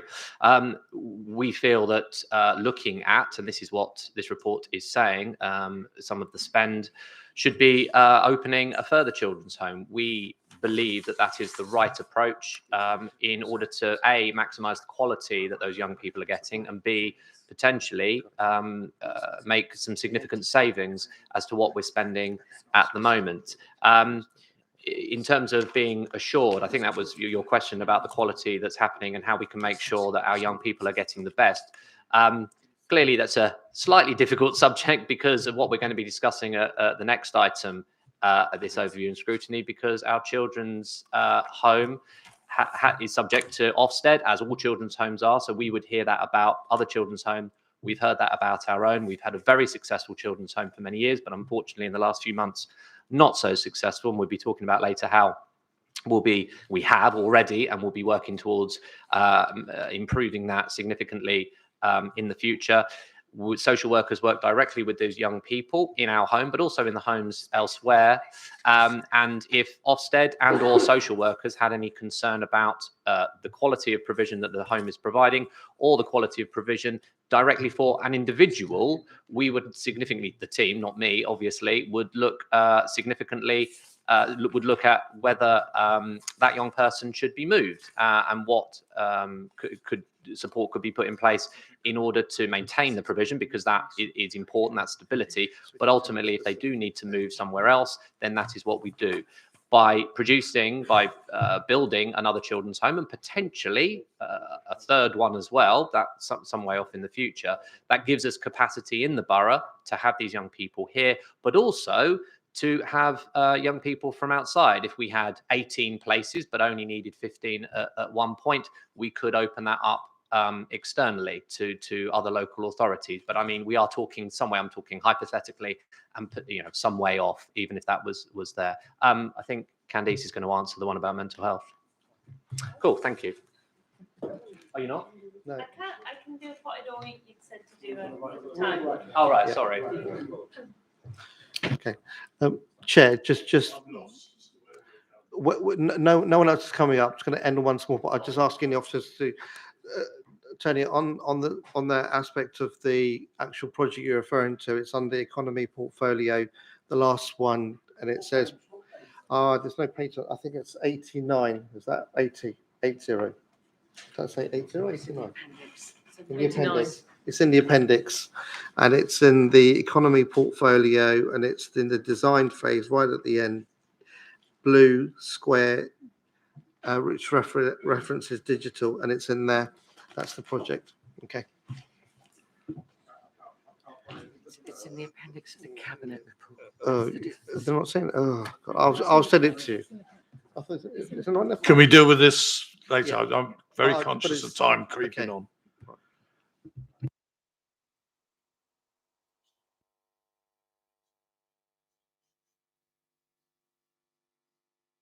Thank you, Chair. I'll try to be brief.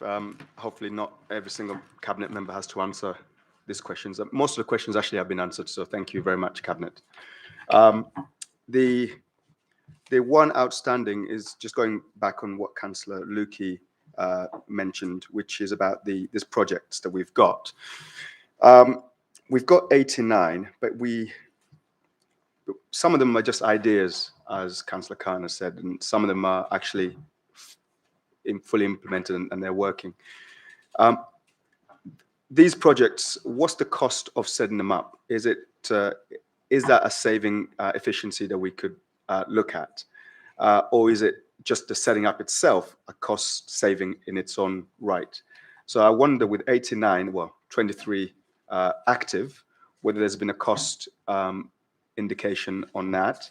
And the reason why I say that is because we recently had the now famous £20 voucher scheme, which cost us £100,000 to administer. Now, that's now a past cost, but if it's going to be extended into as far out as potentially into next spring, what would be the cost there? And will that then add to our pressures of 7% of 7 million that we are behind? So that I need that to be cleared. I welcome the government's additional funding to schools. So the dedicated schools grant shouldn't be under too much pressure, I hope. But obviously we know uncertainty is there. But I do welcome that we have had record investments in our schools. And I think in some way or form that has been acknowledged, obviously not in a joyful way that I would expect. The other thing is I haven't seen a mention in any of the reports, and maybe perhaps you can point me out to it, but that's to do with marketing. You know, our marketing of Hounslow. How much does that cost? How much is it costing us with producing what I would probably call propaganda Hounslow Matters, with plastered pictures of the leader in every single page? If we're £7 million short, could that be a cost cut that we could perhaps see less of our leader in yellow-clad uniform? And then the last bit is here we are. Is council tax support scheme. I know there is a report due. I think you're doing some research on it at the moment. Would that be affected, the fact that we've got this £7 million gap? Or in fact, will council tax have to go up to plug that gap? I know we've dealt with far worse finances before this, as Clive has already mentioned, but if there are uncertainties, is council tax one of those pressures that you're going to be looking at, but more especially the council tax support scheme, which you said will be coming back out to us to have a look at in January 2022. Those are my points. Thank you very much. I hope just one person can answer that. Okay, so I'll start on the finance things. Thank you, Councillor Mashisha, for your questions. Just to be very clear on the voucher scheme, I've extended it to Christmas Eve. It finishes at Christmas Eve. It's not going on into the spring, and the admin costs have been factored in to the budget. So, it's a hard stop, and that's it. And we factored in the admin cost to administer the scheme against the benefit that it brings in, both in terms of advertising to businesses, the local footfall, and that ongoing relationship. So I think personally, you may disagree. I think that's money well spent. It's a small amount in the grand scheme of things, and it was covered under the grant that we received for this particular activity. I personally like the picture of the leader in Hounslow Matters, and I think Hounslow Matters is well received across the borough. I know more people read it than have ever done before, and I would certainly not advocate getting rid of it. And I think the problem you'll find, Councillor Misha, getting rid of something like Hounslow Matters is a very, very small amount in the grand scheme of things. So yes, you could argue that small things make big numbers at the end of it, but that's not something that I'm willing to get rid of, because I think it is well received across the borough, and it is a good link between the council and residents, and I think they value it. Certainly, I think we've done some research, and they do like and look forward to Hounslow Matters, and certainly you will get an email or two saying I haven't received my copy of Hands of Matters and my neighbours have. So, you know, that does exist. In term, everyone wants to see Steve. It's fine. It's fine. Sometimes my photo's in there as well. Council tax, just to be absolutely clear on council tax, we've built in the council tax support figure into the budget. It is something that was once funded partially by government. We now fund locally, and we are absolutely committed to funding it going forward. It is not something that I want to be cutting. The project that is ongoing, that is out to consultation at the moment, is about making the system fairer for residents and more understandable. Because at the moment, if you have a change of circumstances, it's a number of different forms, a number of different assessments. It's quite confusing. You don't know what you're entitled to.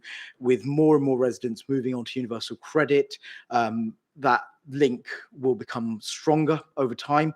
But in direct answer to a direct question, I am not looking to make savings out of council tax support scheme. We are very committed to supporting the most vulnerable in our community. So that is absolutely off the table as far as I'm concerned. Will council tax have to go up? As I mentioned, I think to Councillor Bidoff earlier, in effect, government are telling us that they are telling us that we need to increase council tax because they're not willing to fund us properly. On your question around education funding, whilst absolutely we welcome the education funding, we have to be really careful how we talk about that, because the increase that has been proposed by the Chancellor actually only takes us to 2010 levels.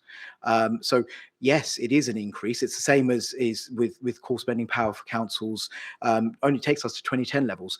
Since 2010, we've taken out £160 million from the organisation. We've taken out a huge amount. So to put it back is welcome, but it's not enough, and it doesn't go far enough as far as I'm concerned. And I'm hoping Councillor Bruce is agreeing with me on that.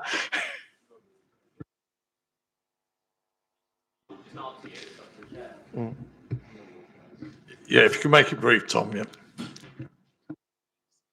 To respond to a non-question and a political point with another political point, Shantanu is absolutely right that it only goes back to 2010 level. So it may be a record for your government, but it's not a record for this country, and it's certainly not a record for our government. You're right that there is increased spending, and that is welcome, absolutely, when it comes. And I have said that publicly at Borough Council. But you go around and talk to head teachers and talk in real terms about what has been taken out of their budgets across the last decade, and they will tell you that has pinched really significantly in their schools, and that's nothing to be writing home about. You say that we should be okay on the dedicated schools grant, and that might be the case, but also what your government has done is taken away the ability for us to move money within the blocks. So while the dedicated schools grant has increased and the high needs has increased in cash terms, actually, because of the increase we have in EHCPs, it creates an enormous pressure for us and for schools in that particular block. A, because there's not enough money, and B, because we can't move money between the blocks as we used to. Thank you.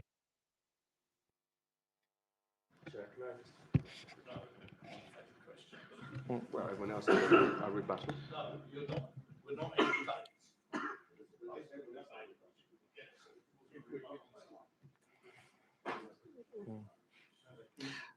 Chair, thank you.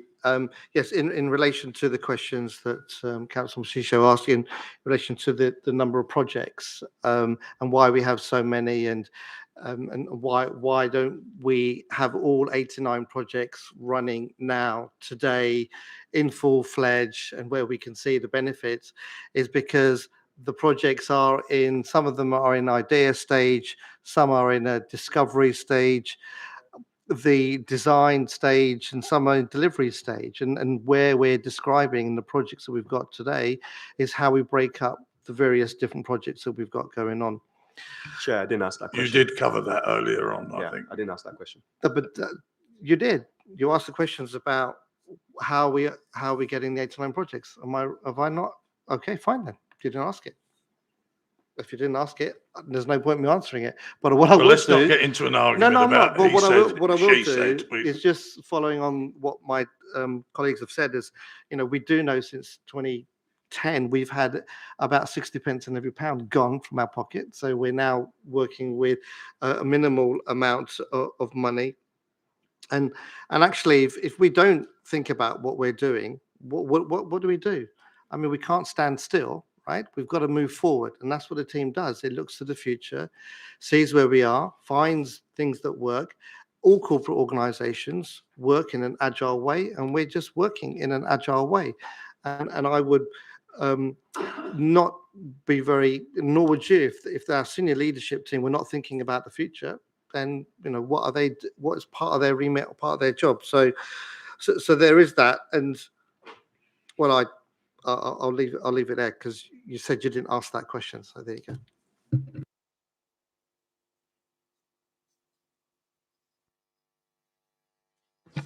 Thank you, Chair. One of my questions has been partially answered. I'm going to ask the second part of the question. As we said, there are not 89, 85 I see as the number. 85 projects are running. Can I get a clarification on how many of these projects are funded by us and how many do rely on the government grants? And should there be any changes in the government grants, will these projects be impacted, or we have factored that into the budget?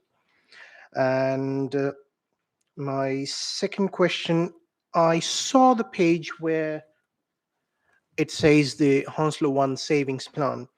Why most of the schemes are in lower confidence? If you can answer that. And third question is again about the iconic voucher scheme. Just a question, like how much has already been spent or used by the residents? Where can I get that number from? And I appreciate that you have extended it to the Christmas Eve. The cabinet has decided to extend, but just as a request, will the cabinet be considering it to extend it until 31st December instead of Christmas Eve? Thank you, Chair. 3rd of January, can I say? When schools go back, it's a logical thing. I think that's already been covered, but I heard Councillor earlier on saying it was going to be stuck at Christmas Eve. But, We can try and unstick it, I was thinking. So, Councillor Tack, thank you for your question. I will get you exact figures, but the committee exact figures in terms of redemption and where we think we're going to land. We'll do some more projections in terms of where we think we're going to land in terms of redemption as of the Christmas, assuming Christmas Eve cutoff for the scheme. I know the comments you make about 31st of December, 4th of January, but sorry, beg your pardon, Councillor Lukey's 4th. Epiphany. But yeah, I'll get those figures to you. I think that's pretty much it there and the detail around that. So over to you. Thanks, Councillor Tuck. So what I will say on where you say some of them are on the low confidence level is because that we're working through them. Some we don't know the answers as to what we will be getting and the answers which we won't, but that's hence why some of the figures you'll see are 2023, 2024, 2025, etc., where they figures may change. We don't know exactly, but in terms of the changes of the projects that we're running now, which are in delivery mode, we can give you exact figures. It's a lot easier for us. I mean, in terms of when you ask the question about how much of this is being funded by us internally or through government, I mean, can't give you the exact figures, but if I draw your attention to 4.13 in the report, where there's an example of where the Department for Education has opened up a route for us to be able to find some capital funding for us to develop in the children's home provision. So there are examples of where we have money directly from the government, and there are others where we will be financing ourselves. But the other issue that is very clear, which Councillor Rajput mentioned, is that a lot of the funding that we're receiving is there's no long-term funding. We get it 6 months, we may not get it later. So it's really hard for us as an organisation to be able to do long-term planning. And when you have in that scenario, if you wanted further investment into an organisation, and they'll say, well, okay, what's your future plans? Well, so we only know 6 months. They'll say, well, I ain't going to give you any money, because if you gave us a 3-year plan, 5-year plan, and then we'll know exactly what the return on investment is. So we are in an extremely difficult situation with this. But in terms of giving you more detail, we'd be happy to spend a bit more time sharing that with you. Now, hopefully that kind of gives you that answer to your question. Was there anything missing? I think, Shanton, you covered the rest. Yeah, thank you. Okay, that brings us round. We've gone through our round of questions. Now, I did promise that I'd go round and give you an extra question or a question for those that want it. But can you please make them short and succinct? Because I'm conscious of the fact we've already taken 2 hours, and we will have to be suspending standing orders to get onto some of the other stuff. So I'm going to start off with Councillor Akinzuda. Do you have any follow-up question? But please don't repeat something that you've already done or somebody else has already asked. Thank you, Chair. No, I don't have any further questions. Councillor Bidoff. Thank you, Chair. Yes, very quickly, just to go back to the voucher scheme. I do ask you to extend it until the schools have gone back. I don't think a hard decision of Christmas Eve makes any sense at all. Let people spend it over the Christmas period, including when their children are around. So that's my request to you. This is, after all, government money. Let's not forget that. It was 2.3 million from the government that you have been using. Question, Councillor Bidoff. I am. And just to note also that Small Business Saturday is actually on the 4th, so you were extending it to the 7th to allow it to cover that. And then I've got a point to be made to Scrutiny about that, which I imagine is later. But those are the points there. Put in a plea, please, for that to be extended until the end of the Christmas holidays, New Year holidays.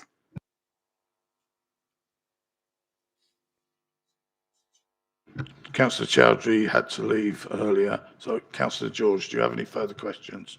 I do. So why not we're doing scrutiny? We share, because we all talk about expenditure. Why we don't share about our achievements, at what Hounslow achieved at a couple of nights ago, and how many houses we built, because we discussed that in the housing last time, right? So it would be good to hear that.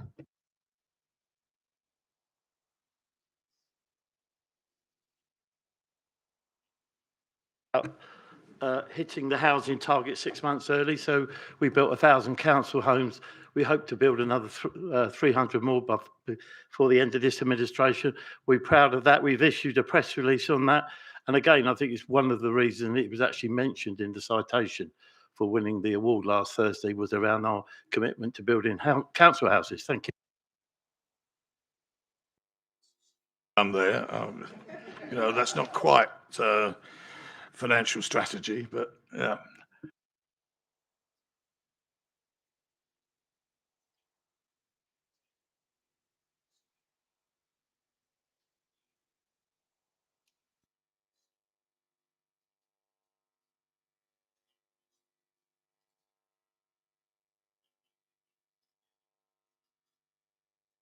Chair, I have no further questions.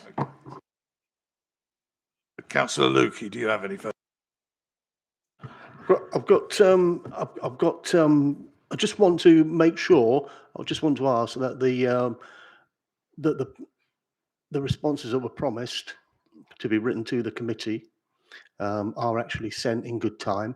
But also, I do want. I would like the same written and details. A real briefing note, a proper briefing note on the planning on the planning system that Councillor Curran mentioned.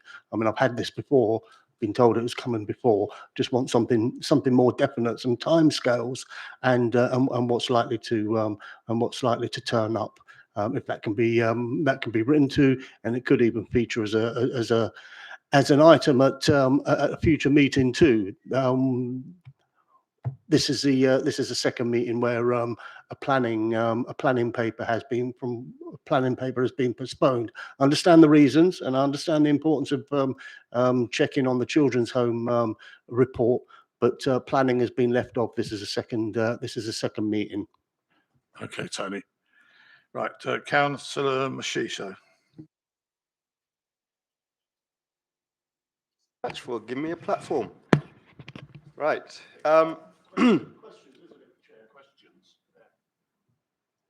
Thank you, Chair Lukey. You're no longer chair, my friend. You're Can we a just commoner like me. Councillor Mashisho, can we just get on to your questions that you've got? Any further questions? I do have Right. a further question. Can we stick to that, please? Yes, Chair, of course.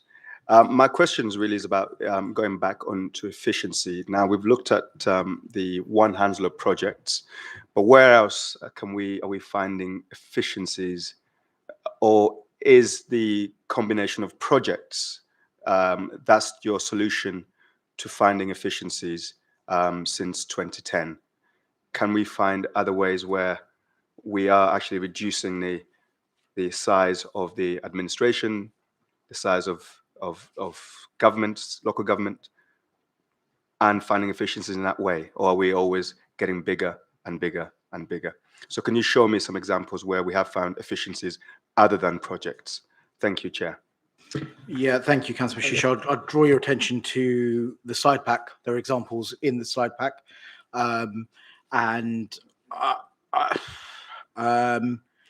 So we've had savings that we agreed in year 1 and 2 of this administration that are coming through. These were agreed at the beginning of the administration for around now. So some of them are starting to deliver now. Some of the future savings are on the slide that's behind you through One Hounslow, but One Hounslow it's a large part of the efficiency of the organisation. We still need to make sure that centrally we're as efficient as possible, and that will carry on. We know that there are pressures within departments that we need to carry on managing.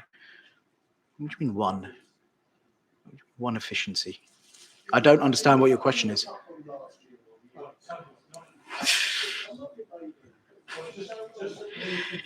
They're all in the report and in the slide deck, Councillor Mashisho. But what I will disagree with you is your comment around, are we going to get bigger and bigger and bigger? We've actually got smaller and smaller and smaller over the years. So, and that's a direct result of government cutting our budgets. So I'm afraid you can live in an alternative universe. This council has reduced in size, and as a result, expertise and services have walked out the door to the detriment of our residents. So that's what I'm going to say on that one. Thank you, Chair. You mentioned about 2010. I mean, we're living in a brand new building here. What did we sacrifice? What efficiencies did we make to come here? When we left the old civic centre, we built social housing there. We've come over here and we've got one of the efficient heating systems, and it goes on and on. So I just think one further back, we don't need to go. I mean, you should be able to see it yourself. Actually, I don't actually understand the question when many of the answers are in the report, and you keep saying new, new, new, new. I mean, there's a point when the conveyor belt has to stop, right? Before, so you can understand where you are with what you've got, right? So it's about managing. It's about leadership. Anyway, sorry.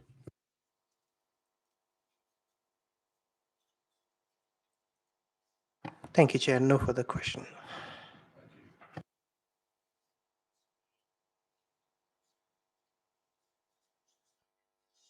Otherwise, we're not going to get. Chair, I move suspension of standing orders. I'll second it.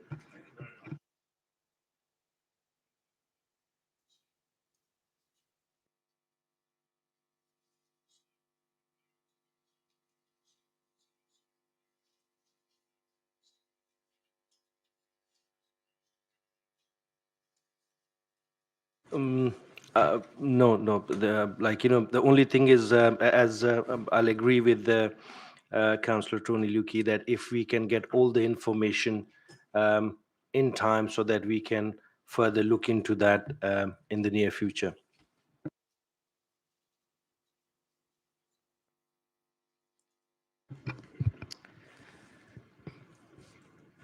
I'm not sure that I do have, Chair. I've got a point that I'd like to make to scrutiny, if I can, about the One Hounslow project. And I would just like to suggest that we have a separate scrutiny panel for that, because there aren't the normal scrutiny arrangements. We meet so seldom, we can only look at a few subjects. And I think as it's setting up and starting, we ought to have a separate panel in the same way as we do for housing and environment, and for children and adults is the other one, health, I think. So I wonder if I am conscious of the fact that we have 7 items in on a year that is a shorter year than normal because of the election, and that we already have a full programme. But we have a full programme every year, and every year it's the post-it lottery. You have ideas, stick them up on a chart, and very few get chosen. I think we do need to monitor this as in the same way as we do the MTFS.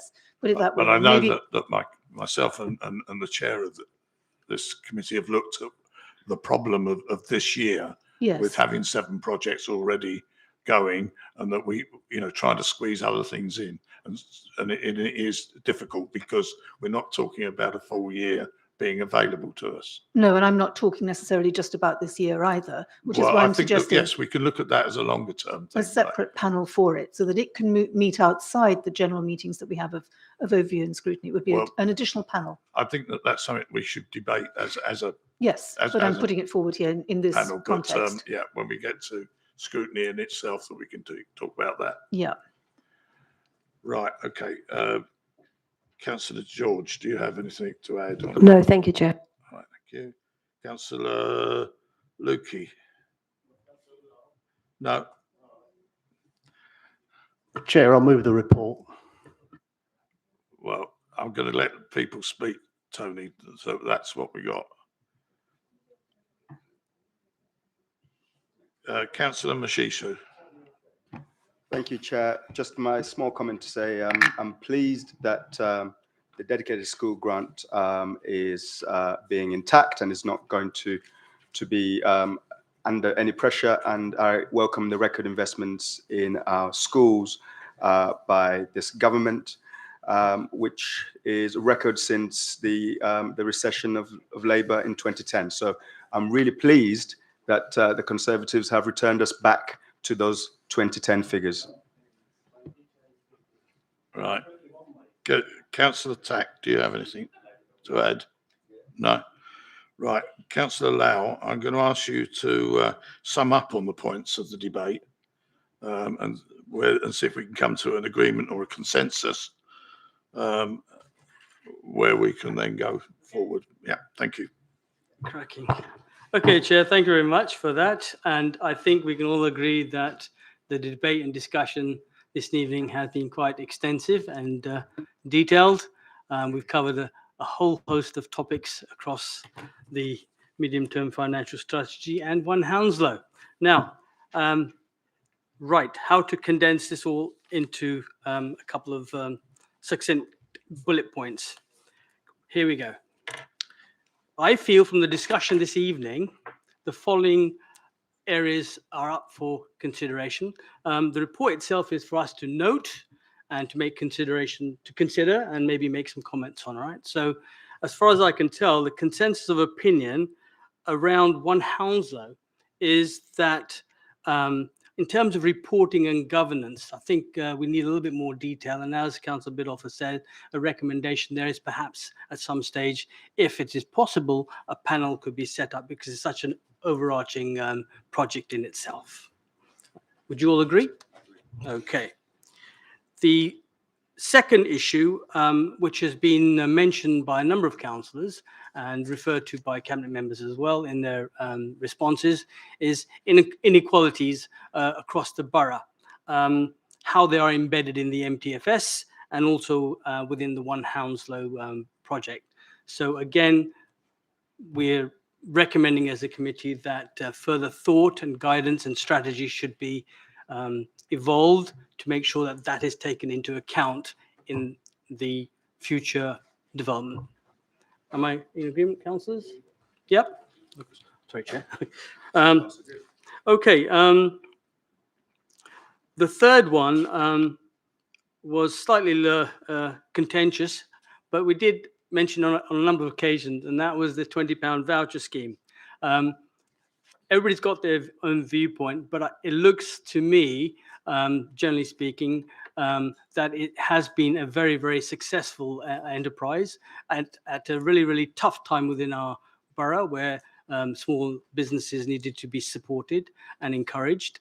And also we've had a recommendation from Councillor Biddulph that perhaps it should be extended. So clearly it's a very, very valuable project, and it's to be commended. And I'll leave that up to the Cabinet, whether they should take on board the extension as requested. Are we okay with that? Yeah. May I make a comment, please? Well, can we? He just said, are you okay with it? So I'm just answering his question. Yes or no will suffice. No. You're not okay with it. Okay. Right, carry on. Okay. Fine. Because I'd like to add a nuance. I think you've had every opportunity. Okay. Right. And because we've covered a lot of ground in this meeting this evening, there have been promises made about questions being asked and answers being honoured and reports being handed back and so forth. So this committee would like you to very much honour those commitments, and where questions have been asked and where you've agreed to provide further information, that must be honoured. Okay. And my last point, Chair, I think Clive alluded to it in the beginning, and I think the whole exercise about the budget program, all right, it's a fluid situation. We talk about rebasing budgets, etc., and so forth. But obviously, the request is from this committee that, if at all possible, which I think is nigh impossible, is to have more accurate and reflective budgets, right size for our departments, so that we don't need to go through this painful exercise. So do your level best to make sure we get the budgets right and don't have to look to reserves or contingencies. That's about it. Well, are you able to put that into a resolution that we can put to the committee? Chair, may I just add one point on that nuance, because I don't want to vote in the way that you necessarily say I think I'm going to. That's the way we usually do it. I realise, but I just want to say one thing about the voucher scheme. I don't think we as a committee can go as far as saying it's a successful scheme yet, because we don't know how many of the vouchers have been spent, how much. You were given the opportunity. I wasn't, because it didn't arise. How much is left to be spent? This is somebody. Look, it's adding a nuance, Chair. If you don't want nuance, I'm that's sorry. fine. No, that's the end of it. I've asked Councillor Lyle to carry on and finish this Thank you. section of the meeting. So I think, do you want a paragraph? I mean, these are bullet points. If you can, or you can reference the bullet points. I don't mind. Yeah, this committee is minded to ask the Cabinet and officers to consider the following. All right. All right, and to read. Do you want to read them out again? I'll get to asking for a vote, Tony. I'm sorry if you're in a hurry to leave. Okay. Well, you seem to. Right, right, and you're delaying it further. So can we get on with it? I'll just quickly repeat them again, just to make sure we're absolutely clear. Okay, so on 1 Hounslow, reporting and governance clarification, oversight, and possible introduction of a panel. Inequalities embedded in the Mtfs, medium-term financial strategy, and in 1 Hounslow. Voucher scheme extension, where information has been requested by members of this committee from Cabinet members, that those responses are honoured on a timely basis. And again, aim to have an accurate and right-sized department budget in future budget setting processes. Right, okay. Do I have a seconder for that? I'll second that. Okay, thank you. Right, can we go to a vote on this? So I go round the table.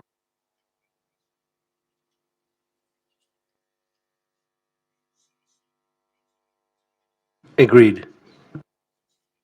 4.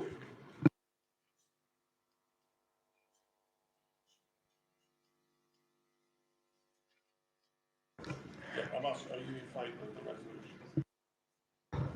Sorry.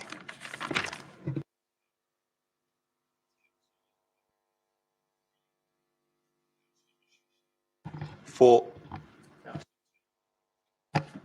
Agreed. 4.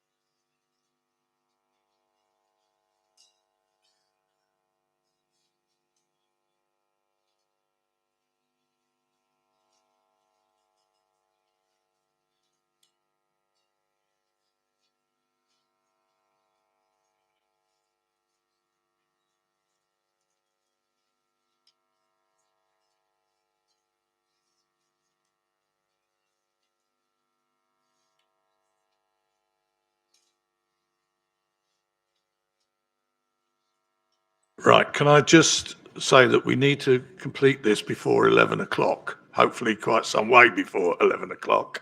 So can I just, people just bear that in mind.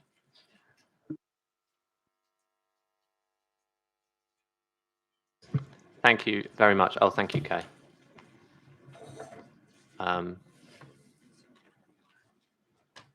Thank you. I hope we're not here until 11 o'clock. Firstly, just on one of the points that Councillor Lyle made about promising or giving information that was promised, there was some information that was promised at the last meeting when I came. I hope it's certainly, I believe it's been given to Overview and Scrutiny. I hope that's been passed on. I couldn't check the minute. There were no minutes this evening, so I couldn't check that that's been amended there. If there is anything from that last item, from the item previously that you're still not clear about, please do let me know. I'd also like to say, Councillor Mashisho raised something about the apprenticeship scheme and then wrote to me subsequently about that, which I was grateful for. It probably got lost in the celebration of our award win on Thursday, because there was a press release on the apprenticeship scheme, the very successful apprenticeship and training scheme that we've had in the last 4 years, on Friday, but probably got pushed down the list of news items with the press release about the win at the award ceremony on Thursday. So that was out. So if councillors have not seen that yet, or if anyone listening has not seen that, please check your. Say that again. You've seen it, so that's great. Absolutely reaching our target and exceeding our target on apprenticeship and training opportunities. But as I said last time, and I've said publicly a couple of times, there is plenty more to do, and that work will be continuing certainly until the end of this financial year and administration, and I'm sure on to this agenda item, Councillor Foote. I will be very, very brief. I hope people have read the covering report, but also the improvement plan in place. We have a very successful children's home in this borough. I think that is very, very clear from the 9 years that I've been the lead member, and previous to that, it has been very, very successful. Clearly, in the last few months, it has been less than successful, and an Ofsted report that was published, plus a monitoring visit, has talked about and gone into some detail about where there are, and I will use the word, failings in the service that we are providing. That is absolutely clear. It's not acceptable, and it bothers me greatly, which is why immediately on that inspection, speaking to Stephen and the team, making sure we got an improvement plan in place, active straight away, moving on some of the items, the significant items that Ofsted raised that we needed to sort out. We had a monitoring visit that did demonstrate how we have moved further forward. And as the report says, I'm pleased to say there's been a further full inspection very recently, which is positive, but because it is not published, therefore embargoed, I can't say any more. We can't say any more than that. But I think it's clear from a disappointing July, we have moved significantly, and the children's home has moved significantly in the last 3 to 4 months. I would say throughout all of that, it has been made very, very clear to me, and through the report, as upsetting and disappointing as it was, that the children and young people in that establishment are safe. And despite some of the difficulties that they and the staff and the service team have faced, they have moved forward. All of us have moved forward significantly. So I'm obviously disappointed about where we were, but pleased about where we have gone and are going further. I don't know if Stephen wants to add anything. Thank you, Councillor Bruce. Just to confirm, and I think it is for me professionally to state that at no time during this period have I considered the children at the home are unsafe. I accept that Ofsted came with a view, which I accepted in the majority, that there were some considerable failings in how the staff were dealing with some of the issues that were raised. But I was personally assured, certainly over the last 3 months, that the children are not in an unsafe position and would have taken necessary action if needs be to move those children to safe places if that was felt necessary. You will see from the report, I think, that we entered a period of dispute with Ofsted. To the extent where I formally complained about the outcome and conduct of the monitoring visit in September. I felt, without going into great detail, that the approach was not what I would have expected in the way of inspection approach, that some of the evidence that was put into the initial draft monitoring report we had was not cross-referenced to other points of evidence. I think that did probably shift us quite considerably, because as you'll see from the report, they came back with a revised report which actually took out some of the compliance notices, therefore recognising that we had made progress that the original draft report from the monitoring report did not indicate.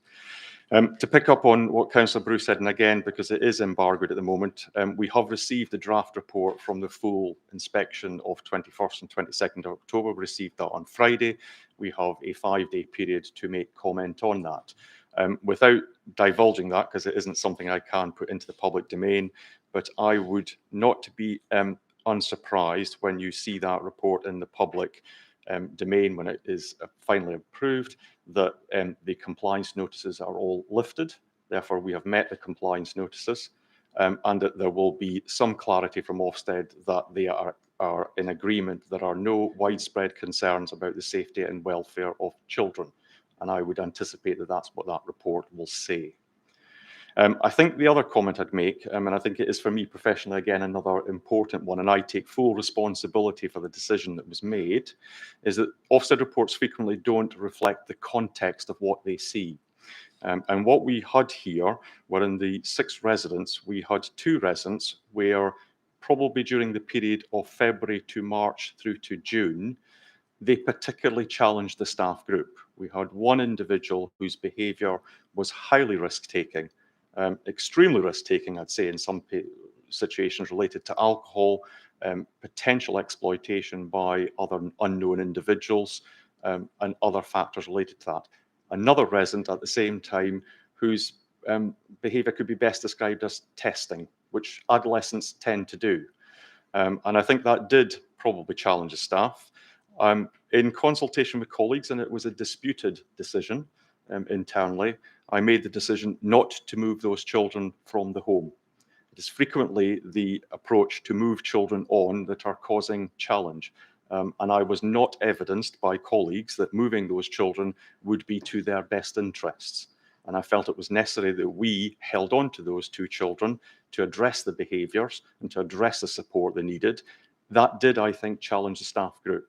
And it did also, and that is part of the reflection in terms of Regulation 12, which is the experience of children, have a detrimental experience on the lives of the other 4 children.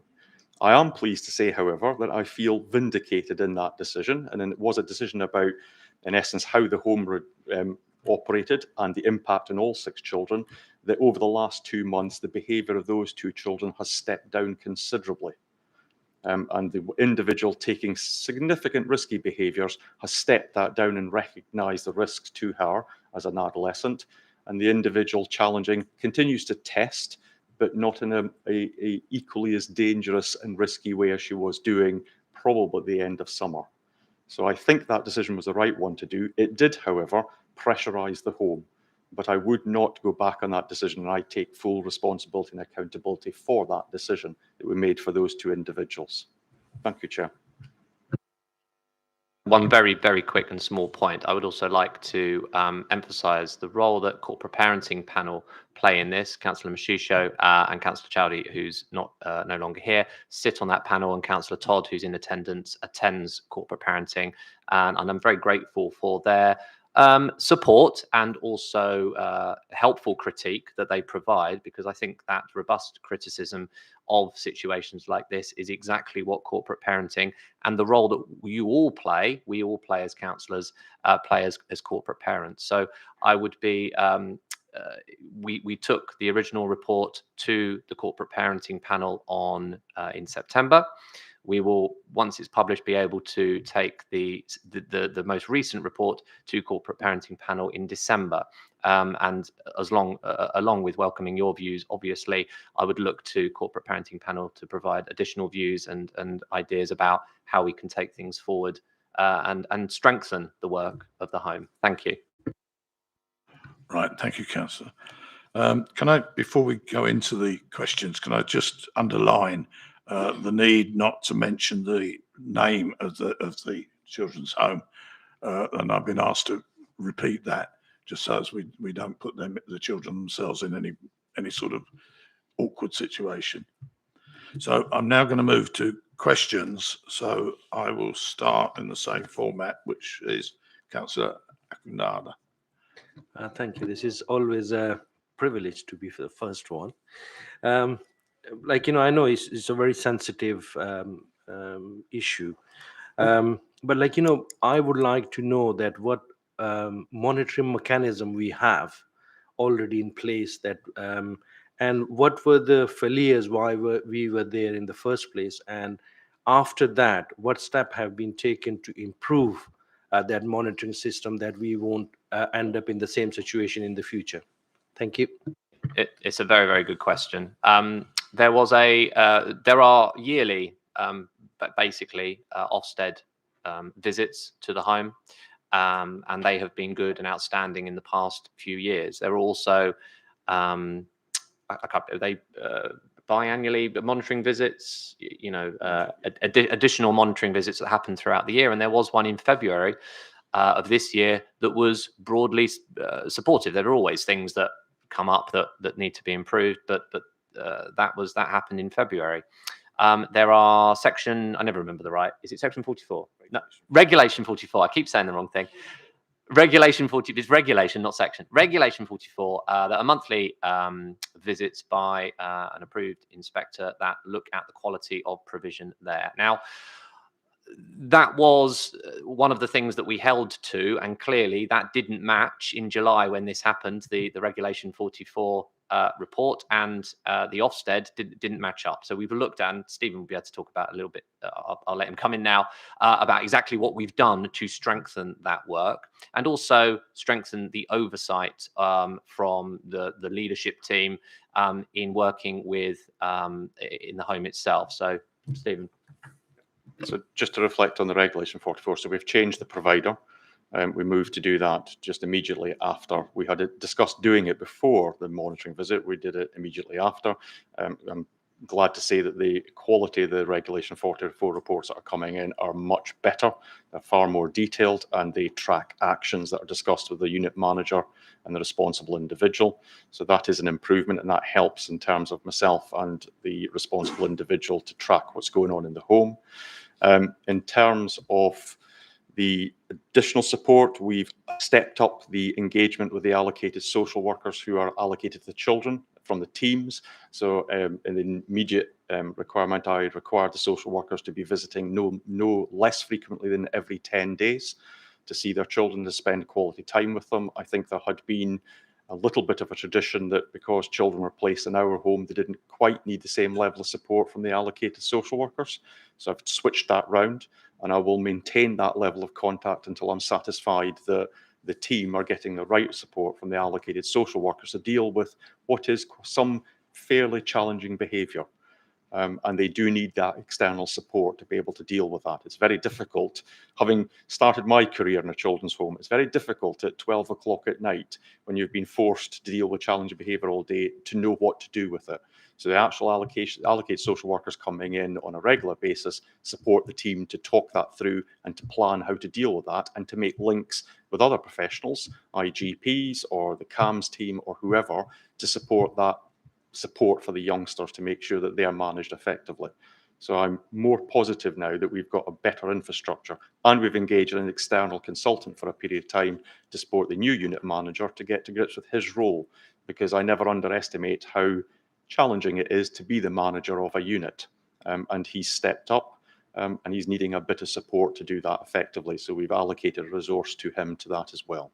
And that will stay in place until I'm satisfied that he has got to grips with his role.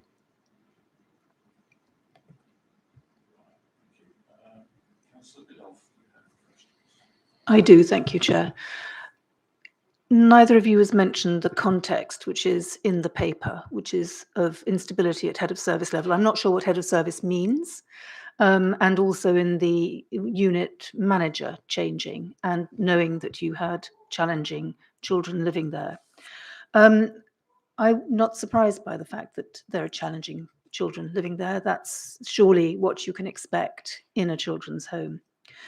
So in that context, was no thought given to the fact that there might be problems, underlying problems, as well as problems caused by the departure of the changeover of 4 people in 1 year, or 4 different people as head of service in 1 year and a change in the unit manager? That would be surely a red alert that this home needs a bit more attention, and that you need to consider the impact of those changes on children living there. And was there any underlying reason for the 4 changes in head of service? Is there something there that needs to be looked at? I think Ofsted's been very tough on us, and I think we have to respond to that and not just talk about the positives that are coming out of it. There should always be positives coming out of a bad Ofsted review.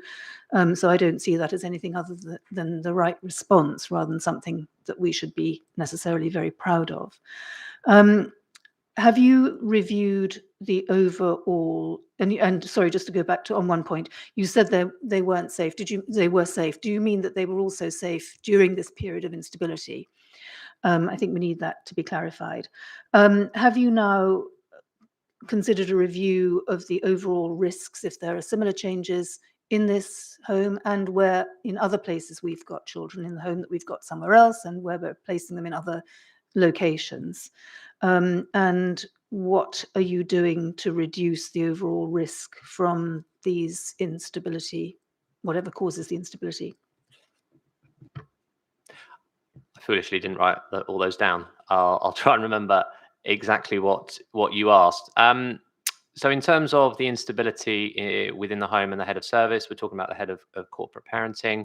We had a long-standing head of corporate parenting 2 years ago, and we've had a couple of interims since. So there's been some changes, people moving on to new jobs. We have looked at going out to a permanent position, but that has not been able to be filled, but we will do that again.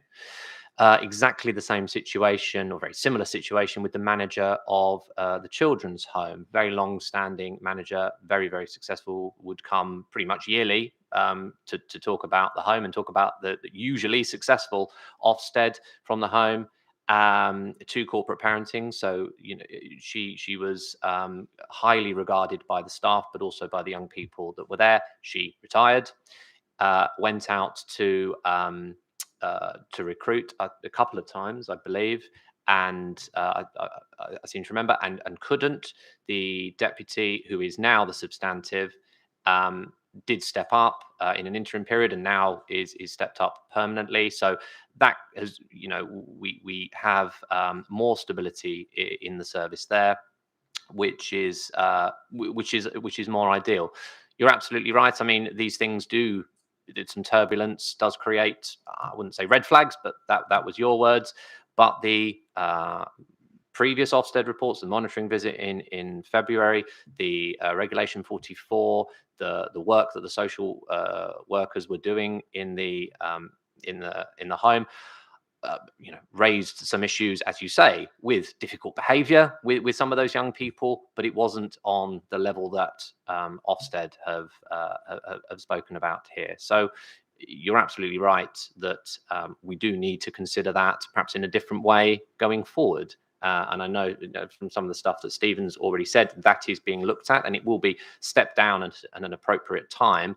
But there will almost certainly be other things that we can put in place to make sure that doesn't happen again. I mean, changing the provider of the Regulation 44 inspections is certainly an indicator of that. I can't remember exactly everything else. I don't know, Stephen, if you want to jump in now.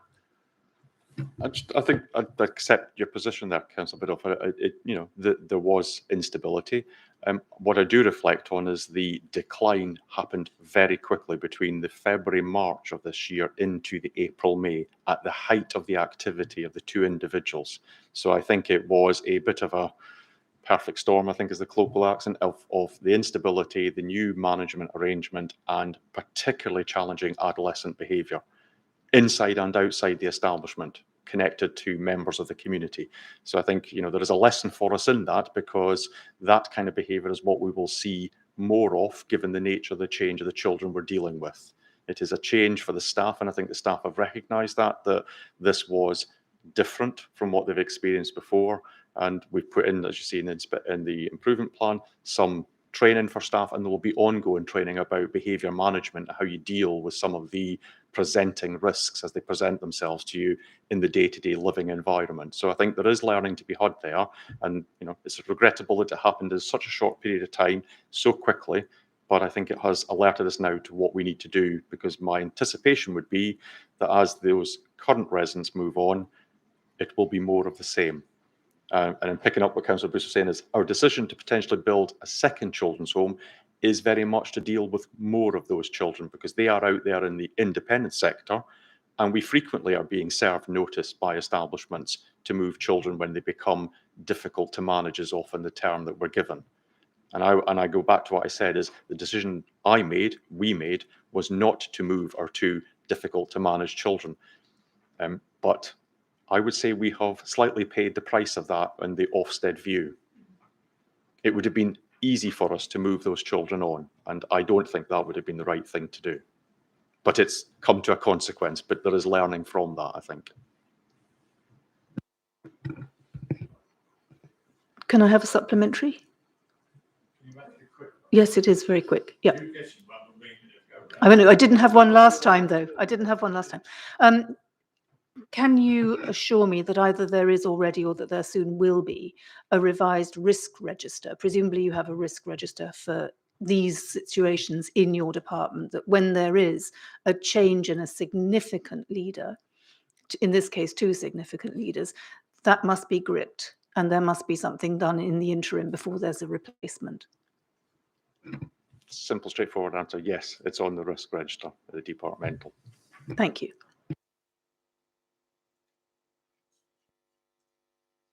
Thank you, Chair. I have met Steve a couple of days ago, and we had a brief discussions.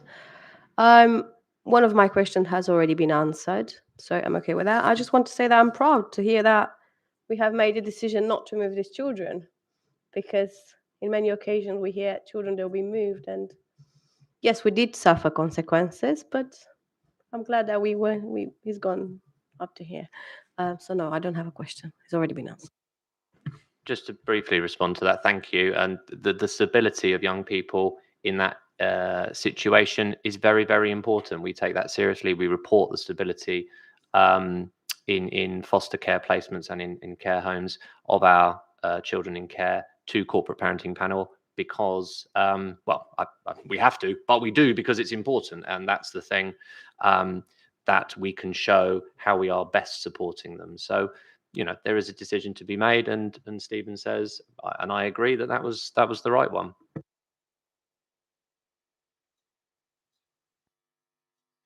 Chair, I don't have any questions. Thank you. Yep. Councillor Acklanzada talked about monitoring.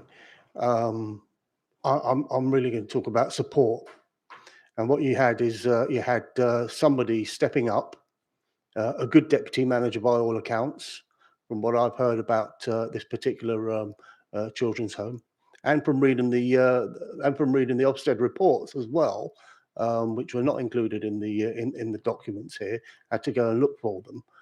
And I'm happy to see that I'm happy to see on the supplementary paper that as soon as this came up, we started working on a number of plans. But it is about support, and it is about acknowledging that there will be a need for that. And I think that was lacking at the time. And perhaps also I don't know, perhaps you will tell us whether how many of the staff there were long-term members of staff or temporary, and how they were monitored, but also how they were supported in order to deal with situations like this. How were the children matched, and how long do they stay there as well? This is something people that are not on the corporate parenting panel don't know, but we are all corporate parents, so we'd like to know, and I'd like to know how they're looked after. Are they going to school? Are they learning? How are they doing? What were their results last year in any tests that they took? That kind of thing. And again, that's about monitoring, but again, that's support not for the staff, but also for the residents there. How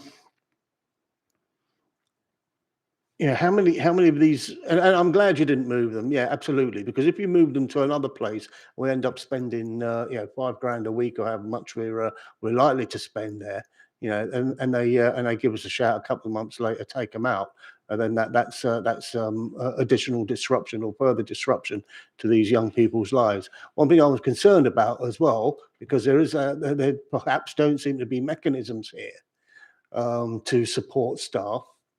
Correct me if I'm wrong, or adequately support staff, is a resorting of calling the police to deal with problems, as was highlighted in the report, and that perhaps, in my opinion, it's a bit like when you're teaching, you call in the head teacher to resolve a problem with a kid when you can't do it yourself. And so that, again, that is about support for professional support. Can you make a question out of this? It's all a question. No, it's not. It's a statement. In your opinion, right? Yeah.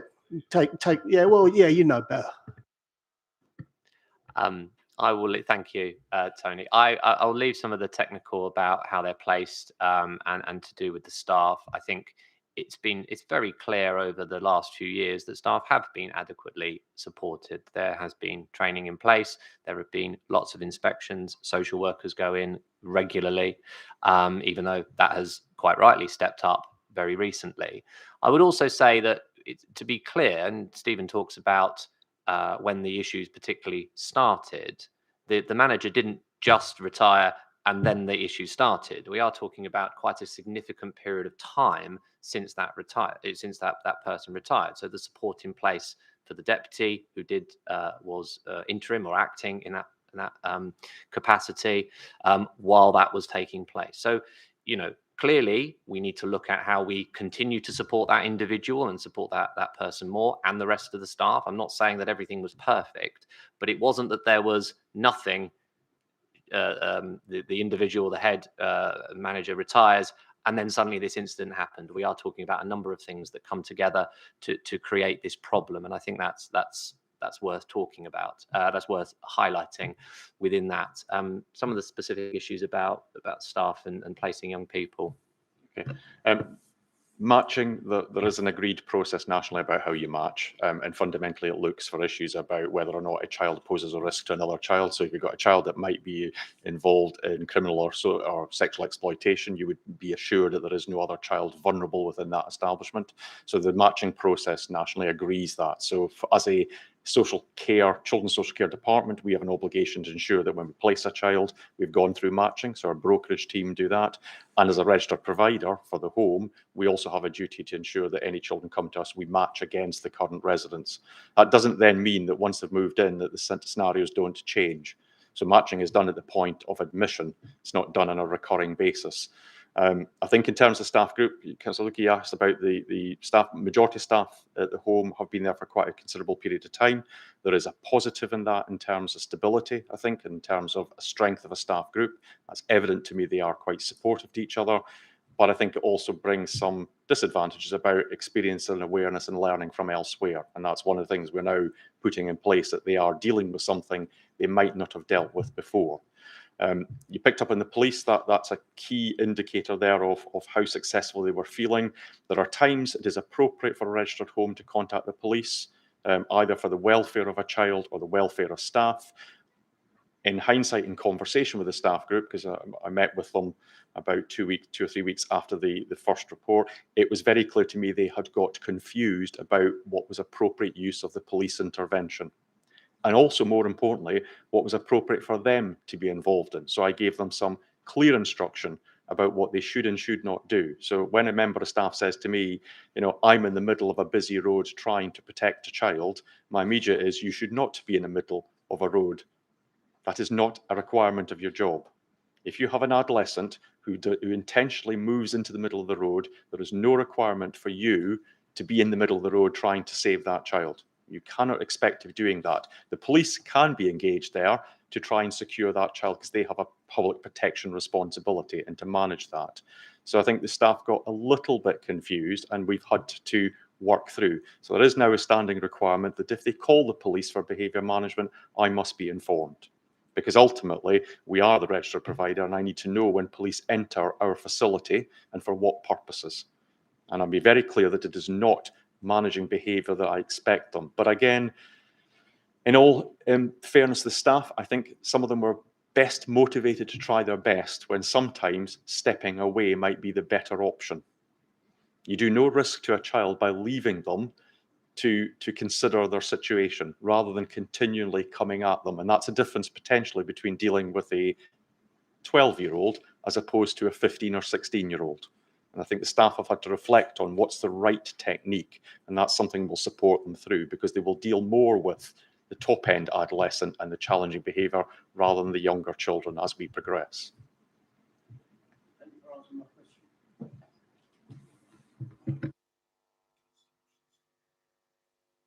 Thank you very much, Chair. Thank you, Tom. Thank you, Steve. Couple of things, really. The first one, completely disagree about the option of moving a child.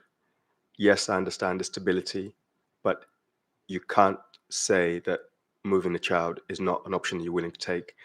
It could be taken.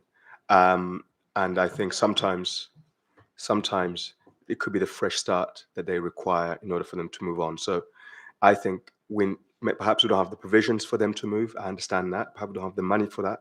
But if a child is disruptive, you know yourself as a teacher, sometimes a change of environment is a good thing. So we can't just write that off.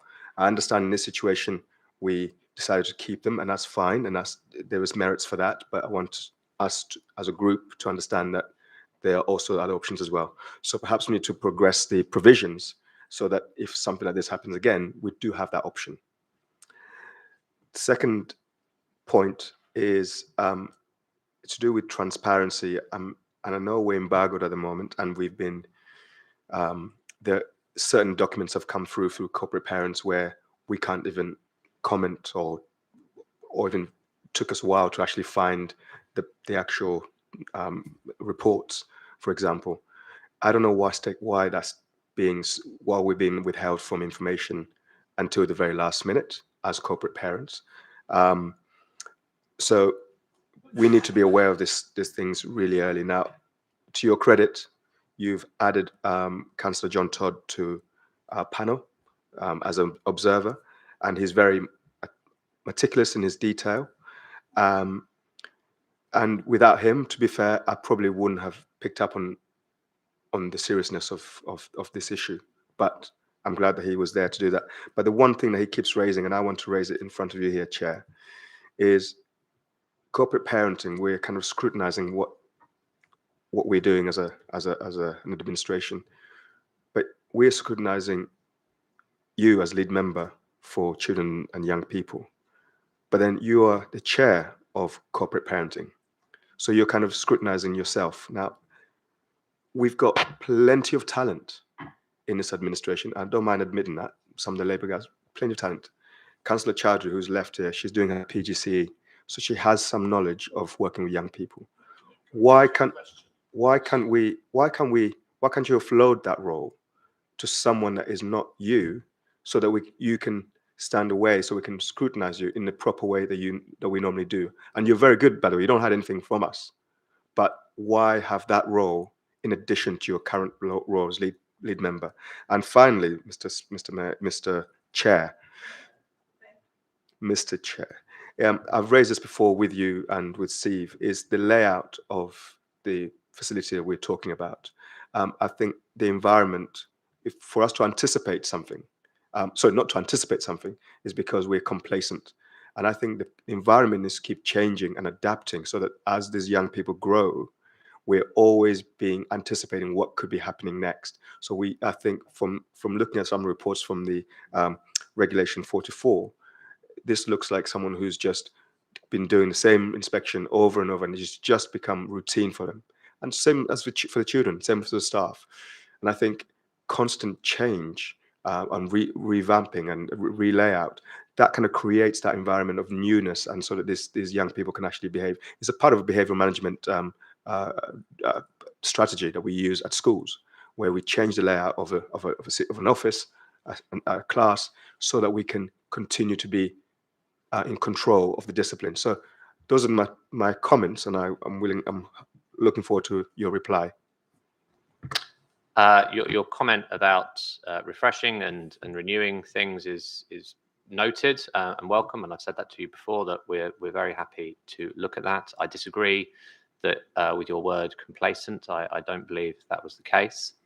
It's interesting that you raise, I know Councillor Todd very recently has raised the issue apparently of me being chair of the corporate parenting panel. I have been the lead member for 8 years of children's services. Lily Bath was the lead member for 4 years before me. John Todd wasn't introduced by me. Councillor Todd wasn't introduced by me. He asked, absolutely fine, to be allowed to attend, both to Lily and to myself, which I am happy to accept. He has been on there for 10 years, and it's only in the last year that apparently this is a problem. So again, I note that, but I disagree, and I think it is the right approach, because as I said to you and to Councillor Todd, and I'll say to corporate, to Overview and Scrutiny, this is the place for scrutiny of me and of the service and of this situation. Scrutinising this within corporate parenting panel fulfills a different function. There is scrutiny, but it fulfills a different function, and a very welcome function it does as well. You'll have to remind me about your first couple of questions.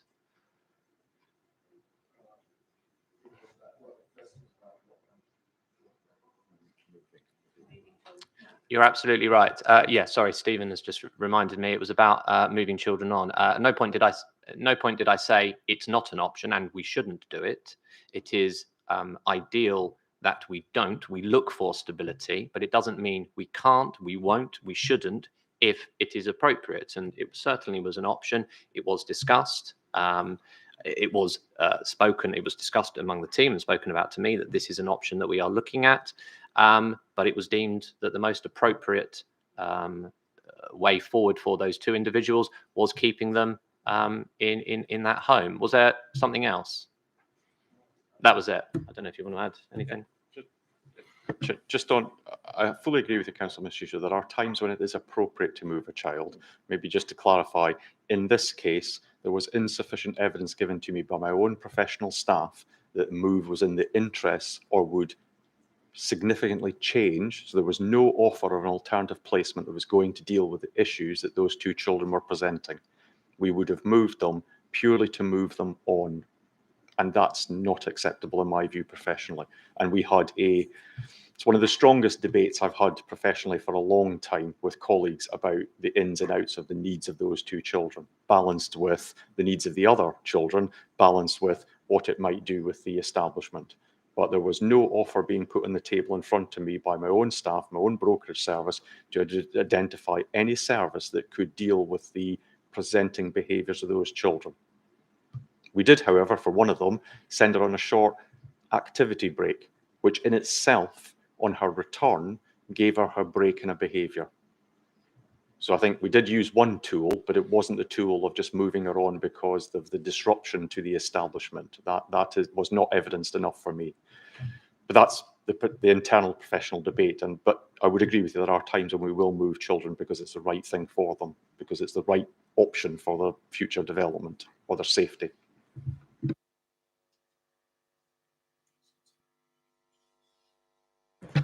Thank you, Chair.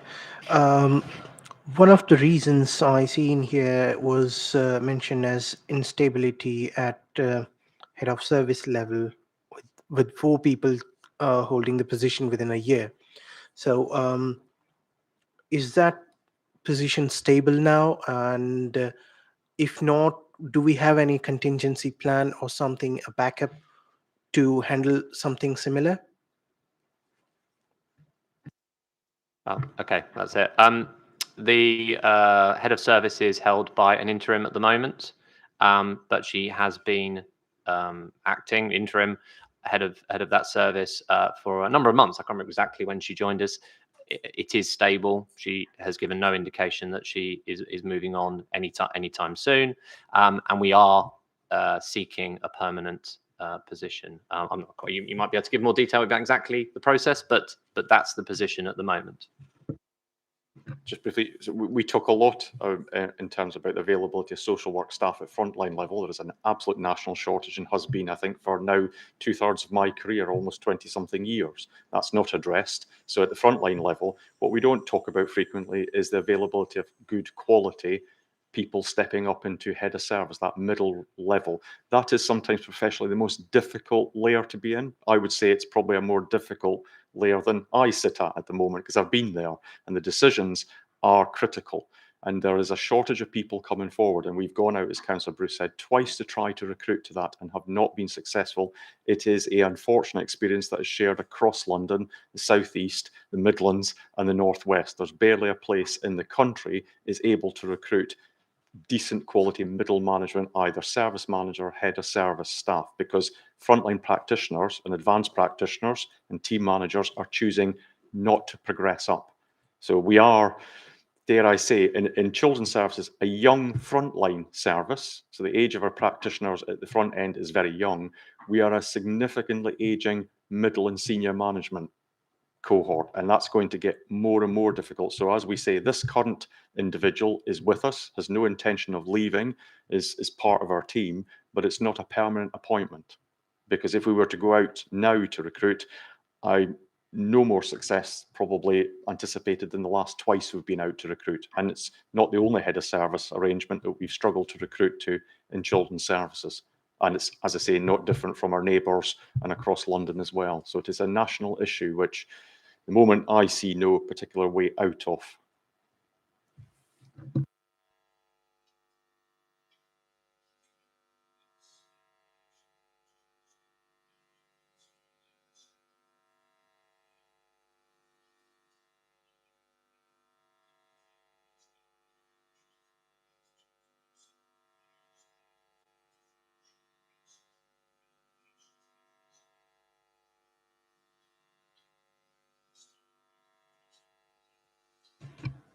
Thank you, Chair.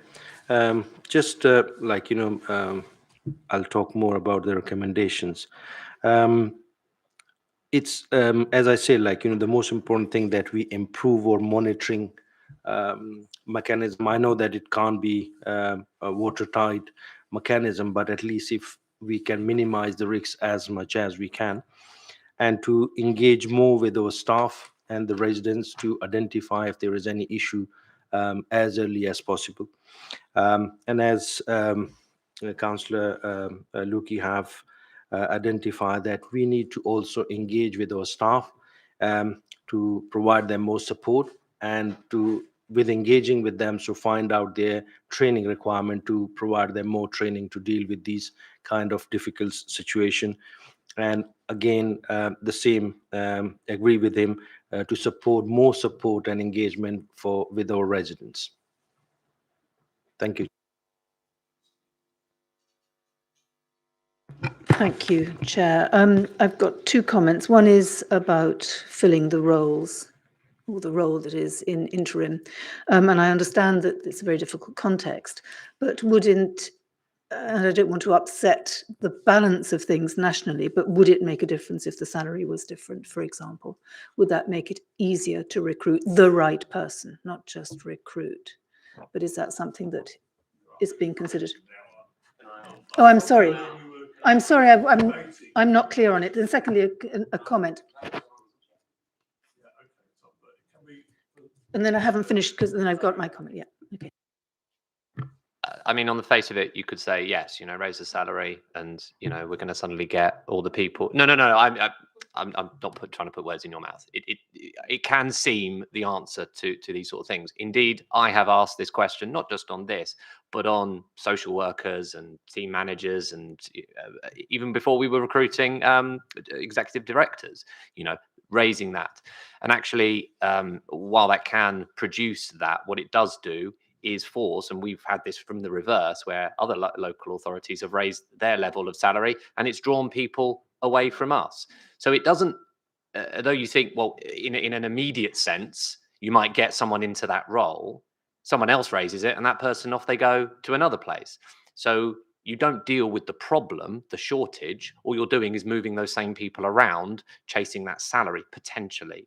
So it's a difficult one. You want to get the salary at the right level. That is really, really important. But what you don't want to do is, in a sense, overcut your neighbouring local authorities and statistical neighbours, people who are likely to be there, because you get real instability there. I mean, there is enough instability nationally in the workforce as there is.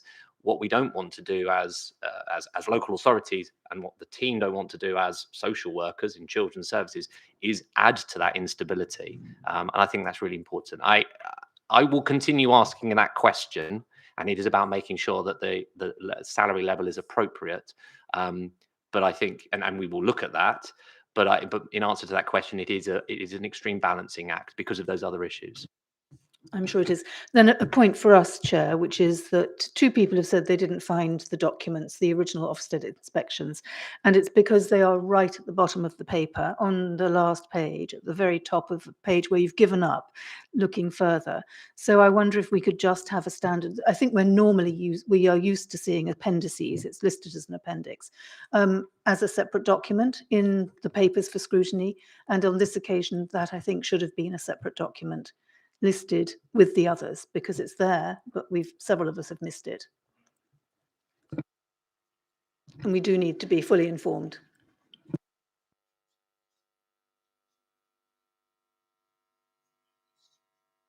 It simply kind of a bit off where material is in the public domain, we would link to it, which is why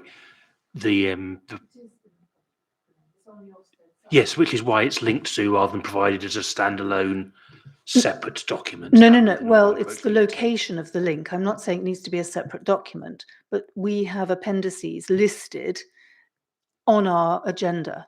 And this isn't listed as an appendix, it's in a document as an appendix to that document. That's what I mean. So it's difficult. And when you get to the bottom of, you have to admit this, somebody has to admit this. By the time you've got to value for money, number 7, you're not expecting much to be raised.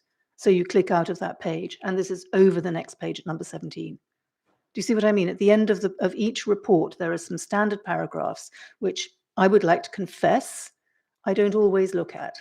And if you hide the appendices in the last little slot, it's going to be missed, and some have missed it. So it's there for us to refer to, but it's hidden. So I just, as a point of the future, could it please be highlighted?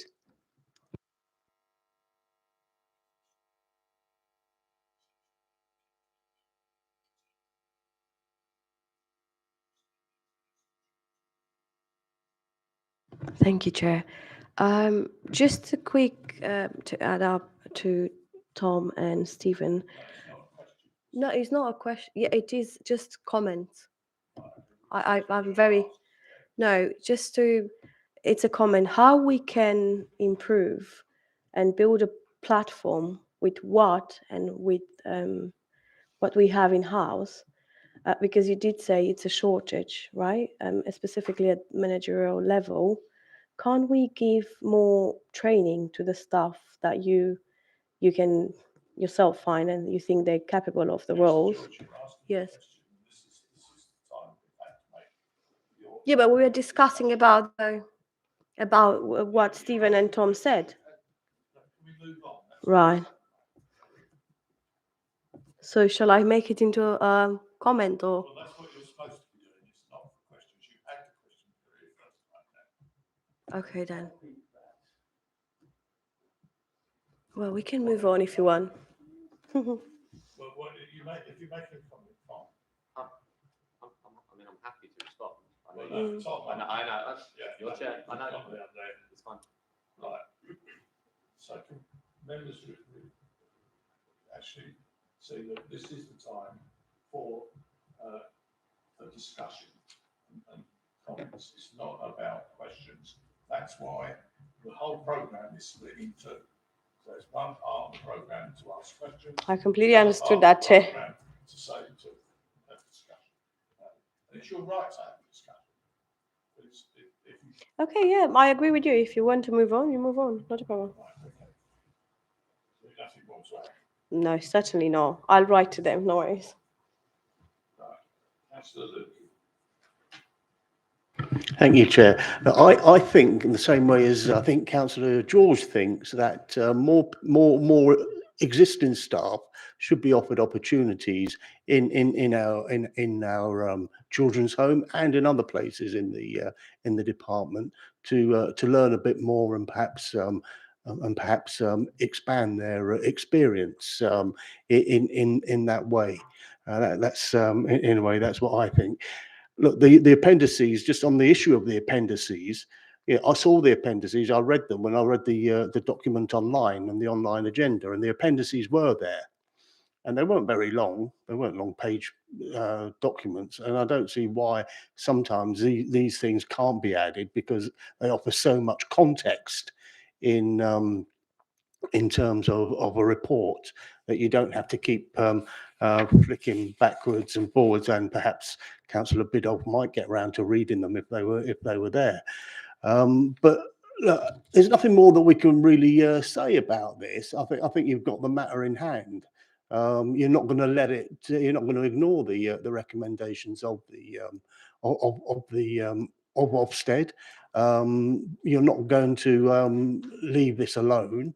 You're going to follow it up, and from time to time you'll report back to the various bodies that you're meant to report to. The corporate parenting panel, for example, and maybe you, as chair of the corporate parenting panel, will have the members of that and the ad hoc members who's still here. The ad hoc members, like Councillor Todd, will perhaps enlighten you a little bit more and give you a different perspective. But what more can we do on this apart from perhaps learning lessons?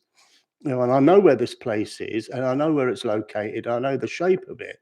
But perhaps when we are looking at other locations for further children's homes, we can look at something with a bit more space, a little bit more recreational space, if you like, a little bit more distance, maybe somewhere on a corner, so you don't disturb so many neighbours, perhaps with the activities there, but still in a location where we can. Where we can keep an eye on and manage it well, rather than it going out of borough. Because we do still need to keep that connection, and that's why a lot of our youngsters who go there or who are put into care, and that's why my question was earlier on when we were talking about medium-term financial strategy, was why are we taking children elsewhere, sometimes further away than within the borough within the borough boundary where we can't quickly respond, and bringing it in-house, having these services in-house can only be a good thing.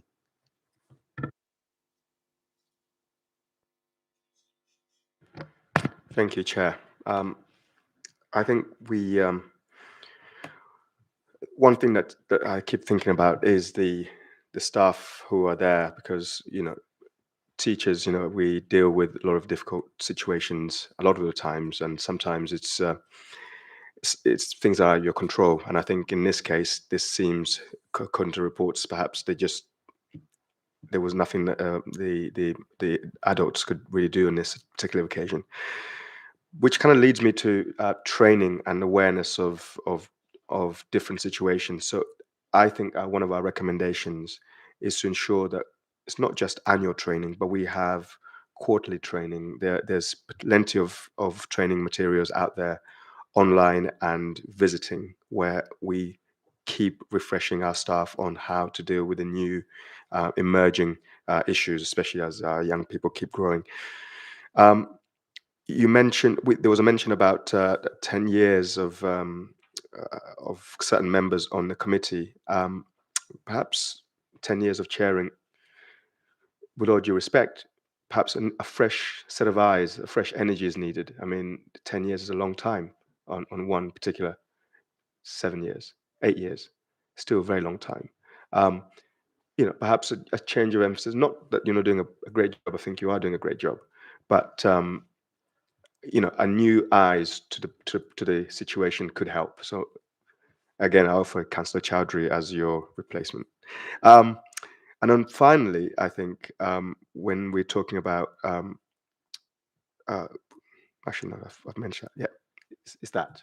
Yeah, I think we need to think about having a new chair to just get a fresh perspective.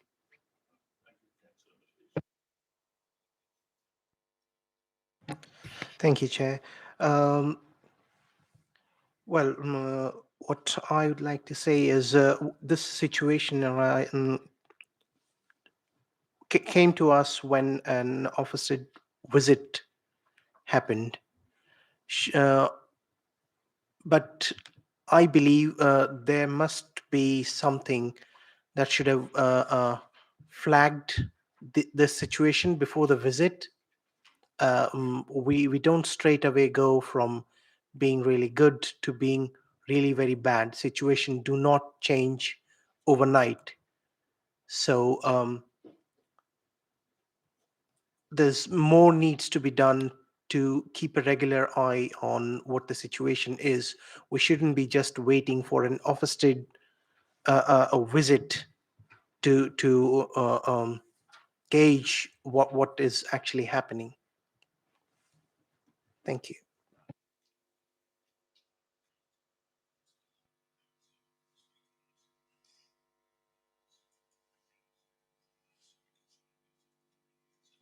Okay, Chair, I'll do my best. The report before us, it does say that this committee is requested to review the report. And what I'm going to do with my preamble is just go through what councillors have been discussing, or the questions they've been asking, and the responses they've had from officers regarding this report, so that there is a record of our review of this particular incident. So we've had questions about the instability of the service early on. Early warning signs were mentioned, insurance risk register, behavior management, and there were questions about support for the staff, adequate training. And Stephen, also you mentioned about placements and matching processes and having long-serving staff with experience.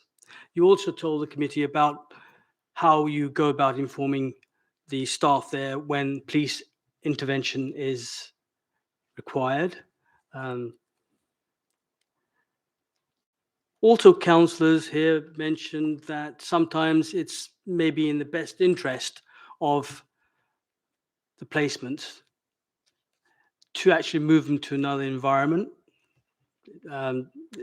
as an option. It's not always the right one to just keep them with us. So again, there is a debate to be had there, but I think overall the committee feels that it was right to keep them in this particular location. However, there were also concerns raised about transparency and the embargo process, and I think that leads to questions about information that was easily available to members, appendices, etc., and the fact that we should be more fully informed. But I think general consensus is that the information is there, but maybe it should have been more easily accessible for this committee. And finally, there was discussion about freshness of people chairing the corporate panel. There were suggestions that there should be a freshness of that and new eyes on the chair of the corporate parenting panel. I'm minded to think that, in my opinion, the current chair has a wealth of experience and has already shown his capabilities, and I don't think it necessitates or warrants any change or format at this particular juncture. And I think, as he's already alluded, the lead member has said that the actual corporating panel, has a different function in itself, and the oversight and governance arrangements are already in place for us to scrutinize effectively. Councillor Tack mentioned briefly towards the end about the fact that the Ofsted report was the thing that ignited the whole issue. And in hindsight, we should have been on the ball. But that is a role for Ofsted. That their rationale and their whole being is that they will inspect when they feel they need to inspect. I think there's probably a rolling program for that. So that's all well and good. That's checks and balances, so that things like this, if they do happen, they're caught out. I think Ofsted made a timely intervention and highlighted to the council what the problems were. Coming to the problems, today we've had the report before us. We've also seen the improvement plan. And as far as I can judge from the question and answer session that we've had, this committee, and I'm summing up, this committee really is in a good position to categorically say that they reviewed the report, they're happy with the improvement plan, and that's it, Chair. Okay, so that's your recommendation. Yes. Okay. Is there a seconder for that recommendation? Chair, I will second. Go on then. Right. So I go round the table and ask this for against. Councillor Bidoff before. I'm for. I wonder if we could add another point, which is that we should see the final report when it should be sent to us when you've had the final report. I think that goes as said. That goes as said. Okay, thanks. For. Councillor Akazan. You need the Ofsted report. Agreed. Agreed. Councillor Luque. Councillor Tack. Councillor Mashisho. Yeah, agreed. Agreed, Chair. Agreed. Councillor Gibble. Agreed. Right. Thank you very much. We've got in front of our deadline of 11 o'clock, fortunately. So I thank you very much for your attendance. Are you're okay with that? If you can make a report? No? Yes.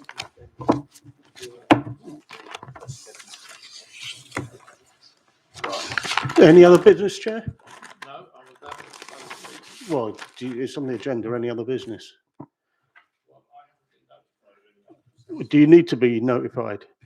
Look, can I just say, Chair? This is the second meeting we've missed on the planning. I'd like to raise that, and I'd like that to be there without fail at the next meeting. Seeing as the Chair did ask members what items would they like to see on over in scrutiny, and it was bounced. It was bounced from the last one, and it was due at this one. I'd like to see it in the next one, and I hope the committee agrees that.